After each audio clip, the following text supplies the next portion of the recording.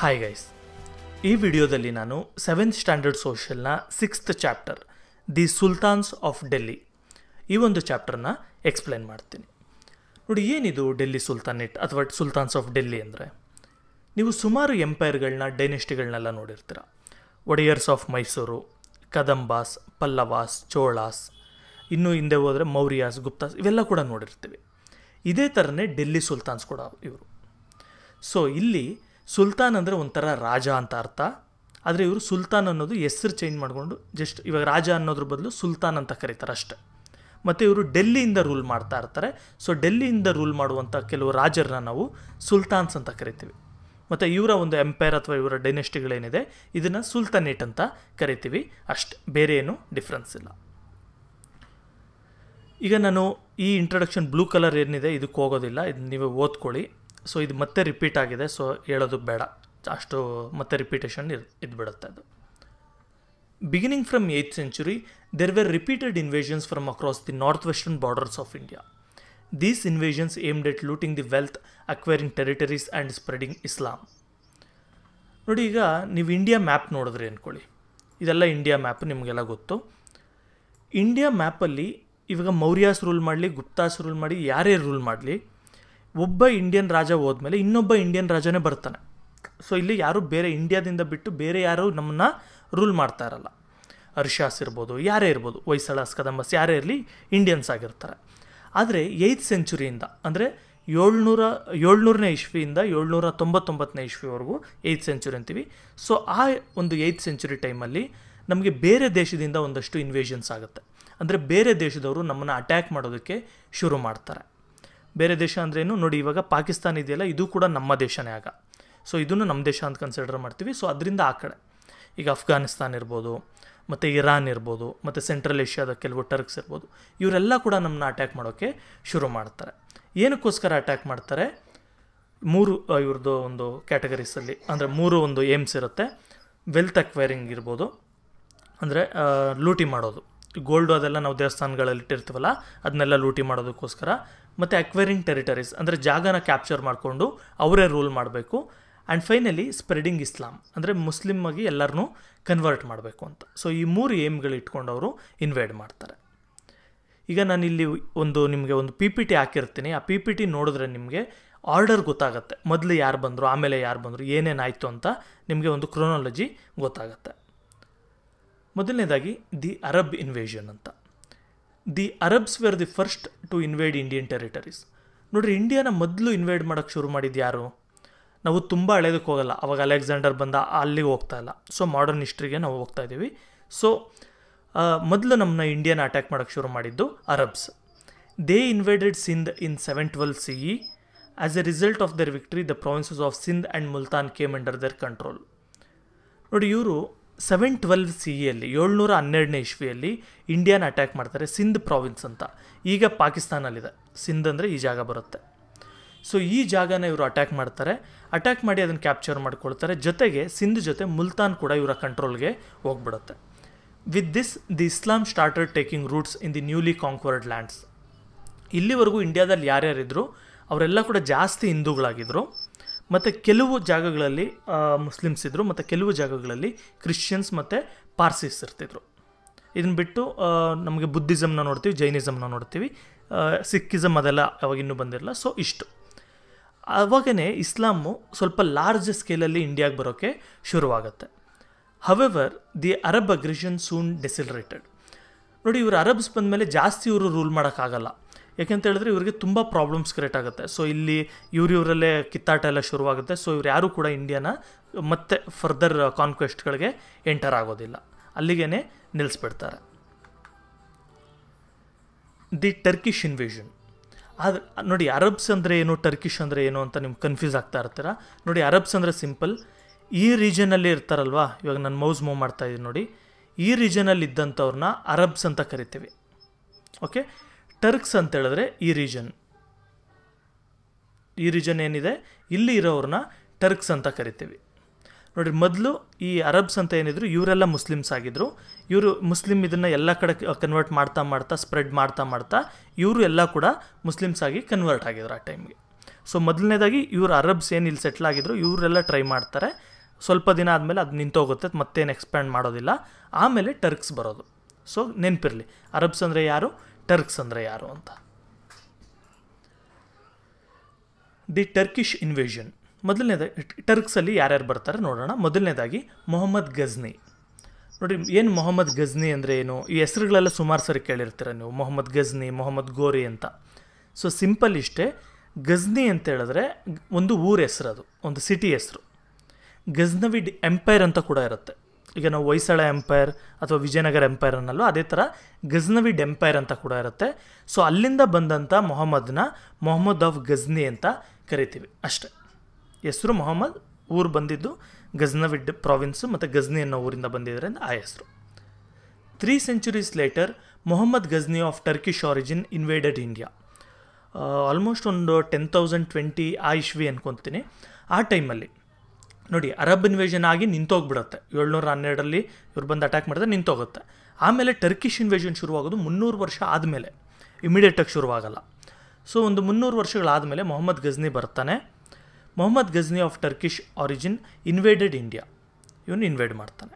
Mohammed was the sultan of Ghazni, a small kingdom of in Afghanistan. ನೋಡಿ, ಮೊಹಮ್ಮದ್ ಎಲ್ಲಿಂದ ಬರ್ತಾನೆ? ಒಂದು ಗಜ್ನವಿಡ್ ಎಂಪೈರ್ ಅಂತ ಇರುತ್ತೆ, ಅಥವಾ ಗಜ್ನವಿಡ್ ಕಿಂಗ್ಡಮ್ ಅಂತ ಕೂಡ ಇರುತ್ತೆ. ಅದು ಅಫ್ಘಾನಿಸ್ತಾನಲ್ಲಿ, ಇವಾಗ ಪ್ರೆಸೆಂಟ್ ಡೇ ಅಫ್ಘಾನಿಸ್ತಾನ ಇರುತ್ತೆ. ಸೊ ಅಲ್ಲಿಂದ ಬರ್ತಾನೆ ಇವನು. ಈ invaded India 17 times, looting and destroying prosperous cities and wealthy temples.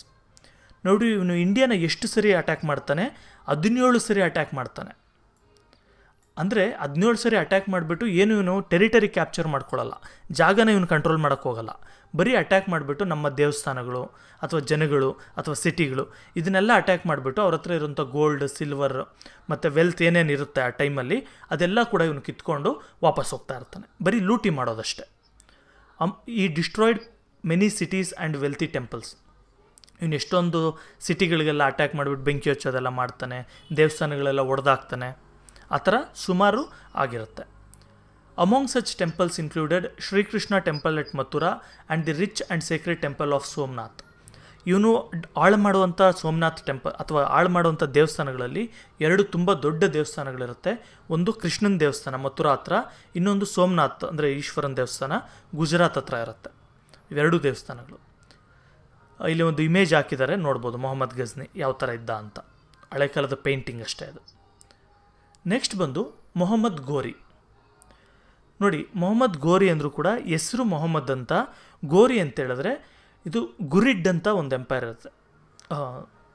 ಗುರಿಡ್ empire ಅಂತ ಒಂದಿರುತ್ತೆ. ಗೋರ್ ಅಂತ ಒಂದು ಡೈನೆಸ್ಟಿ ಇರುತ್ತೆ, ಗೋರ್ ಡೈನೆಸ್ಟಿ, GHOR ಅಂತ, ಗೋರ್ ಡೈನೆಸ್ಟಿ.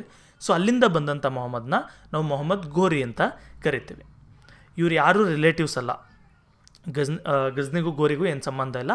ಅದಾಗಿ ಒಂದು 100-150 ವರ್ಷ ಆದಮೇಲೆ ಇವನು ಬರೋದು. During the last quarter of the 12th century, Mohammad Ghori, who was ruling a kingdom in Afghanistan, invaded India and secured the provinces of Sindh and Punjab.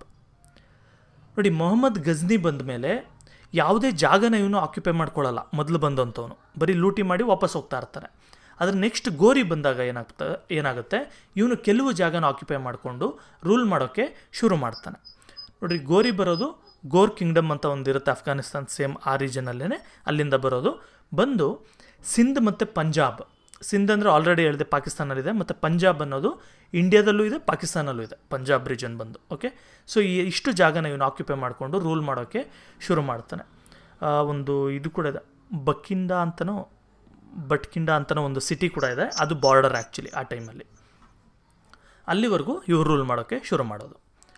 When he made further advances into Indian territories, Prithviraj Chauhan, the king of Delhi and Ajmer, rooted him in a battle. ನೋಡಿ, ಇವನು ಮೊಹಮ್ಮದ್ ಗೋರಿ ಅಲ್ಲಿ rule ಮಾಡ್ತಾ ಇರಬೇಕಾದ್ರೆ ಇಂಡಿಯಾನೂ attack ಮಾಡಬೇಕು, ಅಥವಾ mainland ಈ ಒಂದು ಏನಿದೆ, ಈಗ ರಾಜಸ್ಥಾನ್ ಇರ್ಬೋದು, ಪಂಜಾಬ್ ಇರ್ಬೋದು, ಮತ್ತು ಡೆಲ್ಲಿ ಇರ್ಬೋದು, ಇದನ್ನೆಲ್ಲ ಅಟ್ಯಾಕ್ ಮಾಡಿಬಿಟ್ಟು ಆಕ್ಯುಪೈ ಮಾಡ್ಕೊಳ್ಬೇಕು ಅಂತ ಟ್ರೈ ಮಾಡ್ತಾನೆ. ಆಗ ನಮ್ಮ ಇಂಡಿಯನ್ ರಾಜ ಪೃಥ್ವಿರಾಜ್ ಚೌಹಾನ್ ಅನ್ನೋ ವ್ಯಕ್ತಿ ರೂಲ್ ಮಾಡ್ತಾ ಇರ್ತಾನೆ. ಅಂದರೆ ಏನು, ಪೃಥ್ವಿರಾಜ್ ಚೌಹಾನ್ ಇಡೀ ಇಂಡಿಯಾನ ರೂಲ್ ಮಾಡೋಲ್ಲ. ನೋಡಿ, ಈ ಜಾಗನ ರೂಲ್ ಮಾಡ್ತಾ ಇರ್ತಾನೆ. ತುಂಬ ದೊಡ್ಡ ಏರಿಯಾ, ತುಂಬ ದೊಡ್ಡ ರಾಜ, ತುಂಬ ಪವರ್ಫುಲ್ ರಾಜ ಅಂತ ಕೂಡ ಹೇಳ್ಬೋದು ಪೃಥ್ವಿರಾಜ್ ಚೌಹಾನ್. ಪೃಥ್ವಿರಾಜ್ ಚೌಹಾನ್ ಮಾತ್ರ ಅಲ್ಲ, ಇಲ್ಲಿ ಇನ್ನೂ ಚಿಕ್ಕ ಪುಟ್ಟ ರಾಜರೆಲ್ಲ ಇರ್ತಾರೆ, ಅದರದ್ದು ಇವನು ದೊಡ್ಡ ರಾಜ, ತುಂಬ ಪವರ್ಫುಲ್ ಅಂತ ಹೇಳ್ಬೋದು. ಇವನು ಡೆಲ್ಲಿ ಮತ್ತು ಅಜ್ಮೇರ್ ಎರಡನ್ನೂ ರೂಲ್ ಮಾಡ್ತಾ ಇರ್ತಾನೆ. ಇವನು ಕೌಂಟ್ರ್ ಮಾಡಿಬಿಟ್ಟು ಮೊಹಮ್ಮದ್ ಗೋರಿ ಜೊತೆ ಫೈಟ್ ಮಾಡಿಬಿಟ್ಟು ಮೊಹಮ್ಮದ್ ಗೋರಿನ ಸೋಲಿಸ್ತಾನೆ. ಇದನ್ನು ಫಸ್ಟ್ ಬ್ಯಾಟಲ್ ಆಫ್ ಟೆರೈನ್ ಅಂತ ಕರಿತೀವಿ, TERRAIN ಅಂತ. ಸೊ ಇಲ್ಲಿ ಏನಾಗುತ್ತೆ, ಇದು 1191 ಅಂದ್ಕೊಳ್ತೀನಿ. 1191 ಇದು ಯುದ್ಧ ನಡೆಯುತ್ತೆ. ಈ ಯುದ್ಧದಲ್ಲಿ ಮೊಹಮ್ಮದ್ ಗೋರಿ ಸೋತೋಗ್ತಾನೆ. However Mohammad was paid from death penalty. ಆದರೆ ಮೊಹಮ್ಮದ್ನ ಇವ್ರು ಯಾರು ಶಿಕ್ಷೆ ಕೊಡಲ್ಲ, ಕ್ಷಮಿಸ್ಬಿಟ್ಟು ಕಳಿಸ್ತಾನೆ ಅಂತ ಕೆಲವಿದ್ರಲ್ಲಿದೆ. ಆದರೆ ಅದು ಯಾವ ಥರ ಕ್ಷಮಿಸಿ ಕಳಿಸಿರ್ತಾನೋ ಗೊತ್ತಿರಲ್ಲ. ರಿಯಲ್ ಆಗಿ ಅಂದರೆ ಮೊಹಮ್ಮದ್ ಗೋರಿ ಓಡೋಗ್ತಾನೆ, ಸತ್ತೋಗಲ್ಲ. ಅಲ್ಲಿಂದ ತುಂಬ ಲಾಸಸ್ ಆಗುತ್ತೆ, ತುಂಬ ಸೈನಿಕರೆಲ್ಲ ಸತ್ತೋಗ್ತಾರೆ ಮೊಹಮ್ಮದ್ ಗೋರಿಗೆ. ಸೊ ಓಡೋಗ್ತಾನೆ ಅಲ್ಲಿಂದ. The very next year Mohammad came to India and fought with Prithviraj and defeated him. ನೋಡಿ, 1191 ಫಸ್ಟ್ ಬ್ಯಾಟಲ್ ಆಫ್ ಟೆರೈನ್ ಆಗೋದು. 1192 ಸೆಕೆಂಡ್ ಬ್ಯಾಟಲ್ ಆಫ್ ಟೆರೈನ್ ಆಗುತ್ತೆ. ಅಂದರೆ ಮತ್ತೆ ಬರ್ತಾನೆ ಮೊಹಮ್ಮದ್ ಗೋರಿ. ನೋಡಿ, ಫಸ್ಟ್ನೇ ಸರಿ ಇವ್ನು ಸೋತೋಗ್ತಾನಲ್ಲ, ಸೋತೋಗ್ಬಿಟ್ಟು ಅಲ್ಲೇ ಅಫ್ಘಾನಿಸ್ತಾನ್ಗೆ ಹೋಗ್ಬಿಟ್ಟು ನಾನು ಏನಾದರೂ ಮಾಡಿ ಪೃಥ್ವಿರಾಜ್ನ ಸೋಲಿಸ್ಬೇಕು ಅಂತ ತುಂಬ ಪ್ರಿಪೇರ್ ಆಗ್ತಾನೆ. ತುಂಬ ಆರ್ಮಿನೆಲ್ಲ ಕಲೆಕ್ಟ್ ಮಾಡ್ತಾನೆ, ತುಂಬ ಟ್ರೈನಿಂಗ್ ಕೊಡ್ತಾನೆ. ಇದೆಲ್ಲ ಮಾಡಿಬಿಟ್ಟು ರೆಡಿಯಾಗಿ ಬರ್ತಾನೆ. ನೆಕ್ಸ್ಟ್ ಸರಿ ಬಂದಾಗ ಇನ್ನೊಂದು ಸರಿ ಯುದ್ಧ ನಡೆಯುತ್ತೆ, ಹೇಳಿದ್ನಲ್ಲ ಸೆಕೆಂಡ್ ಬ್ಯಾಟಲ್ ಆಫ್ ಟೆರೈನ್ ಅಂತ. ಆ ಯುದ್ಧ ನಡೆದಾಗ ಅದರಲ್ಲಿ ಪೃಥ್ವಿರಾಜ್ ಸೋತೋಗ್ತಾನೆ. ಏನಕ್ಕೆ ಸೋತೋಗ್ತಾನೆ ಅಂತ ಹೇಳಿದ್ರೆ, ಸುಮಾರು ತೇರಿಸಿದೆ, ಯಾರೋ ಮೋಸ ಮಾಡಿದ್ರು ಅದು ಇದು ಅಂತ. ಸೊ ಅದು ಯಾವುದು ನಾವು ಕನ್ಸಿಡರ್ ಮಾಡೋಕ್ಕಾಗಲ್ಲ ಆ್ಯಸ್ ಎ ಹಿಸ್ಟೋರಿಯನ್ಸ್. ಅಲ್ಲಿ ಏನು ನಡೆಯುತ್ತೆ ಅಂತ ಹೇಳಿದ್ರೆ, ಒಂದು ರಾಜಿ ಮಾಡ್ಕೊಳ್ಳೋಣ, ನಾನು ಗೆಲ್ಲಕ್ಕಾಗಲ್ಲ, ಸೊ ನಾನು ನಮ್ಮ ಅಣ್ಣನ ಹತ್ರ ಮಾತಾಡ್ತೀನಿ ಅಂತ ಹೇಳ್ತಾ ಇರ್ತಾನೆ. ನಮ್ಮ ಅಣ್ಣನ ಹತ್ರ, ಅವ್ರ ಅಣ್ಣ ಇವನು ಇಬ್ಬರು ಕೂಡ ರಾಜರಾಗಿರ್ತಾರೆ ಆ ಒಂದು ಪ್ರಾವಿನ್ಸ್ಗೆ. ಸೊ ನಮ್ಮ ಅಣ್ಣನ ಹತ್ರ ಮಾತಾಡಿಬಿಟ್ಟು ನಾನು ನಿಮ್ಗೆ ಹೇಳ್ತೀನಿ ಅಂತ ಹೇಳ್ತಾನೆ. ಪೃಥ್ವಿರಾಜ್ ಸರಿ, ಓಕೆ ನೀನು ವಾಪಸ್ ಹೋಗು ಅಂತ ಬಿಡು ಅಂತ ಹೇಳ್ಬಿಟ್ಟು ಸುಮ್ಮನೆ ಆಗೋಗ್ತಾನೆ. ಆಗ ರಾತ್ರಿ ಹೊತ್ತು ಅಟ್ಯಾಕ್ ಮಾಡಿಬಿಡ್ತಾನೆ ಮೊಹಮ್ಮದ್ ಗೋರಿ. ನಮ್ಮ ಇಂಡಿಯನ್ ಕಸ್ಟಮಲ್ಲಿ ಆ ಟೈಮಲ್ಲಿ ಏನಿರುತ್ತೆ, ರಾತ್ರಿ ಹೊತ್ತು ಯಾರೂ ಯುದ್ಧ ಮಾಡಲ್ಲ ಅನ್ನೋ ಒಂದು ಇದಿರುತ್ತೆ. ಸೊ ಅದನ್ನು ಮೀರಿ ಮೊಹಮ್ಮದ್ ಗೋರಿ ಅಟ್ಯಾಕ್ ಮಾಡಿದಾಗ ಒಂದು ಸೈನ್ಯ ಎಲ್ಲ ಸತ್ತೋಗುತ್ತೆ. ಆಗ ಪೃಥ್ವಿರಾಜ್ ಕೂಡ ಸಿಕ್ಕಾಕ್ಕೊಳ್ತಾನೆ. ಅದರಲ್ಲೇ ತುಂಬ ಟ್ರೈ ಮಾಡ್ತಾನೆ, ತುಂಬ ವೇಲೆಂಟಾಗಿ ಫೈಟ್ ಮಾಡ್ತಾರೆ, ಸುಮಾರು ಜನ ಓಡೋಗ್ತಾರೆ ಕೂಡ. ಪೃಥ್ವಿರಾಜ್ ಸಿಕ್ಕಾಕೊಂಡ್ಮೇಲೆ ಮೊಹಮ್ಮದ್ ಗೋರಿ ಅವನ್ನ ಸಾಯಿಸಿಬಿಡು ಅಂತೇಳಿ ಅವನ್ನ ಕೊಲ್ಲಿಸ್ತಾನೆ. Delhi came under the control of Mohammad Ghori. ಆಮೇಲೆ ಏನಾಯಿತು, ಈ ಡೆಲ್ಲಿ ಮತ್ತು ಅಜ್ಮೇರ್ ರೀಜನ್ಸ್ ಇದೆಲ್ಲ ಏನಾಗಿದೆ, ಫುಲ್ ಡಿಸ್ಇಂಟಿಗ್ರೇಟ್ ಆಗುತ್ತೆ. ಆ ಒಂದು ಡೆಲ್ಲಿ ರೀಜನ್ನ ಮಾತ್ರ ಮೊಹಮ್ಮದ್ ಗೋರಿ ಅವನ ಕಂಟ್ರೋಲ್ಗೆ ತಗೊಳ್ತಾನೆ. ಡೆಲ್ಲಿ ಸುತ್ತಮುತ್ತ ಏರಿಯಾಸ್ ಅದೆಲ್ಲ ಒಂದು ದೊಡ್ಡ ಏರಿಯಾನ ಅವನ ಕಂಟ್ರೋಲ್ಗೆ ತೊಗೊಳ್ತಾನೆ. ಮಿಕ್ಕಿದನ್ನೆಲ್ಲ ಇಂಡಿಯನ್ ರಾಜರು ಒಂಚೂರು ಅಬ್ಸರ್ವ್ ಮಾಡಿಕೊಂಡು ಗೋರಿ ವಿರುದ್ಧ ಫೈಟ್ ಮಾಡೋಕ್ಕೆ ರೆಡಿ ಆಗ್ತಾರೆ. Before returning to Afghanistan, he transferred the conquered territories to his general by name Qutbuddin Aibak. ನೋಡಿ, ಮೊಹಮ್ಮದ್ ಗೋರಿ ಇದನ್ನೆಲ್ಲ ರೂಲ್ ಮಾಡ್ತಾ ಇರೋ ಟೈಮಲ್ಲಿ ತುಂಬ ಜಾಸ್ತಿ ದಿನ ಏನಿರೋದು, ಸ್ವಲ್ಪ ವರ್ಷಗಳು ಇರ್ತಾನೆ. ಇದ್ಬಿಟ್ಟು ಮತ್ತೆ ಅಫ್ಘಾನಿಸ್ತಾನ್ಗೆ ಹೋಗ್ಬೇಕು. ಯಾಕಂದರೆ ಇವನ ಮೈನ್ ಕ್ಯಾಪಿಟಲ್ ಸಿಟಿನೇ ಗೋರ್ ಅನ್ನೋ ಒಂದು ಜಾಗದಲ್ಲಿ ಇರುತ್ತೆ, ಅಂದರೆ ಅಫ್ಘಾನಿಸ್ತಾನಲ್ಲಿರುತ್ತೆ. ಸೊ ಇವನು ವಾಪಸ್ ಹೋಗಬೇಕು ಅಂತೇಳಿ ಇಲ್ಲಿ ರೂಲ್ ಮಾಡೋಕ್ಕೆ ಅಂತ ಕುತುಬುದ್ದೀನ್ ಐಬಕ್ ಅನ್ನೋಂಥ ವ್ಯಕ್ತಿ, ಇವನ ಮಿಲಿಟರಿ ಜನರಲ್, ಇವನ ಸೇನಾಧಿಪತಿ ಇರ್ತಾನೆ. ಅವ್ನಿಗೆ ಹೇಳ್ಬಿಟ್ಟು ನೀನು ಈ ಜಾಗನ ನೋಡ್ಕೋ ನನ್ನ ಬದಲು ಅಂತ ಹೇಳ್ಬಿಟ್ಟು ಇವನು ವಾಪಸ್ ಹೋಗ್ತಾನೆ ಅವನ ಒಂದು ದೇಶಕ್ಕೆ. Aibak started ruling as the sultan of Delhi. Aibak ಏನು ಮಾಡ್ತಾನೆ, ಕುತುಬುದ್ದೀನ್ ಐಬಕ್ ಡೆಲ್ಲಿ ಸುಲ್ತಾನ್ ಆಗಿ ರೂಲ್ ಮಾಡೋಕ್ಕೆ, ಅಥವಾ ಡೆಲ್ಲಿಯಿಂದ ಇವನೇ ರೂಲ್ ಮಾಡೋಕ್ಕೆ ಶುರು ಮಾಡ್ತಾನೆ. ನೋಡಿ, ಮೊಹಮ್ಮದ್ ಗೋರಿ ಆ್ಯಕ್ಚುಲಿ ವಾಪಸ್ ಹೋಗೋಗೆ ಇವ್ನು ಸತ್ತೋಗ್ಬಿಡ್ತಾನೆ. ಅಫ್ಘಾನಿಸ್ತಾನ ಹತ್ರ ಹೋಗ್ತಾ ಇರಬೇಕಾದ್ರೆ ಸತ್ತೋಗ್ತಾನೆ. ಸೊ ವಾಪಸ್ ಬರಲ್ಲ.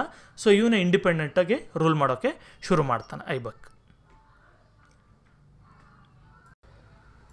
The slave dynasty. ಏನಿದು ಡೈನೆಸ್ಟಿ ಅಂತ ಹೇಳಿದ್ರೆ, ಡೈನೆಸ್ಟಿ ಅಂದರೆ ನಿಮ್ಗೆ ಆಲ್ರೆಡಿ ಗೊತ್ತು, ಒಂದು ರಾಜವಂಶ ಅಂತ ಏನು ಕರಿತೀವಿ ಅದು. ಅಂದರೆ ತಂದೆ ಆದಮೇಲೆ ಮಗ ಆದಮೇಲೆ ಮೊಮ್ಮಗ ರೂಲ್ ಮಾಡ್ತಾರಲ್ಲ ಅದು ಡೈನೆಸ್ಟಿ ಅಂದರೆ. ಇನ್ಹೆರಿಟೆನ್ಸ್ ಅಂದ್ಕೊಳ್ಳಿ ಆ ಥರ. ಸೊ ಈ ಥರ ಒಂದು ಸ್ಲೇವ್ ಡೈನೆಸ್ಟಿ ಬಗ್ಗೆ ಇಲ್ಲಿ ನೋಡೋಣ. Qutubuddin was the first Sultan of Delhi. ನೋಡಿರಿ, ಡೆಲ್ಲಿಯ ಮೊದಲು ಸುಲ್ತಾನ್ ಯಾರು? ನೋಡಿ, ಅಲ್ಲಿವರೆಗೂ ರಾಜರು ಇರ್ತಾಯಿದ್ರು, ಕಿಂಗ್ಸ್ ಇರ್ತಾಯಿದ್ರು, ರೂಲರ್ಸ್ ಇರ್ತಾಯಿದ್ರು. ಈಗ ಸುಲ್ತಾನ್ ಅಂದರೆ ಅದೊಂದು ರೀತಿಯ ಟೈಟಲ್ ಅಷ್ಟೆ, ಡೈರೆಕ್ಟ್ ರಾಜ ಅಂತಲ್ಲ, ಇಂಡೈರೆಕ್ಟ್ ರಾಜ ಅಂತ ಅರ್ಥ. ನೋಡಿ, ಕುತುಬುದ್ದೀನ್ ಅನ್ನೋ ವ್ಯಕ್ತಿ ಡೆಲ್ಲಿಯ ಮೊದಲ ಸುಲ್ತಾನ್ ಆಗಿ ಅಧಿಕಾರ ಮಾಡೋಕ್ಕೆ ಶುರು ಮಾಡ್ತಾನೆ. He had originally been a slave and hence the dynasty founded by him is known as the slave dynasty. ನೋಡಿರಿ, ಇವನು ಒಬ್ಬ ಸ್ಲೇವ್ ಆಗಿರ್ತಾನೆ. ಯಾರು ಇವನು ಕುತುಬುದ್ದೀನ್ ಐಬಕ್? ನೋಡಿ, ನನ್ನ ಮೇಲೆ ಹೇಳಿದೆ, ಗೋರಿಯ ಅಂಡರಲ್ಲಿ ಒಬ್ಬ ಮಿಲಿಟರಿ ಜನರಲ್ ಅಥವಾ ಒಂದು ಸೇನಾಧಿಪತಿ ಆಗಿರ್ತಾನೆ ಅಂತ.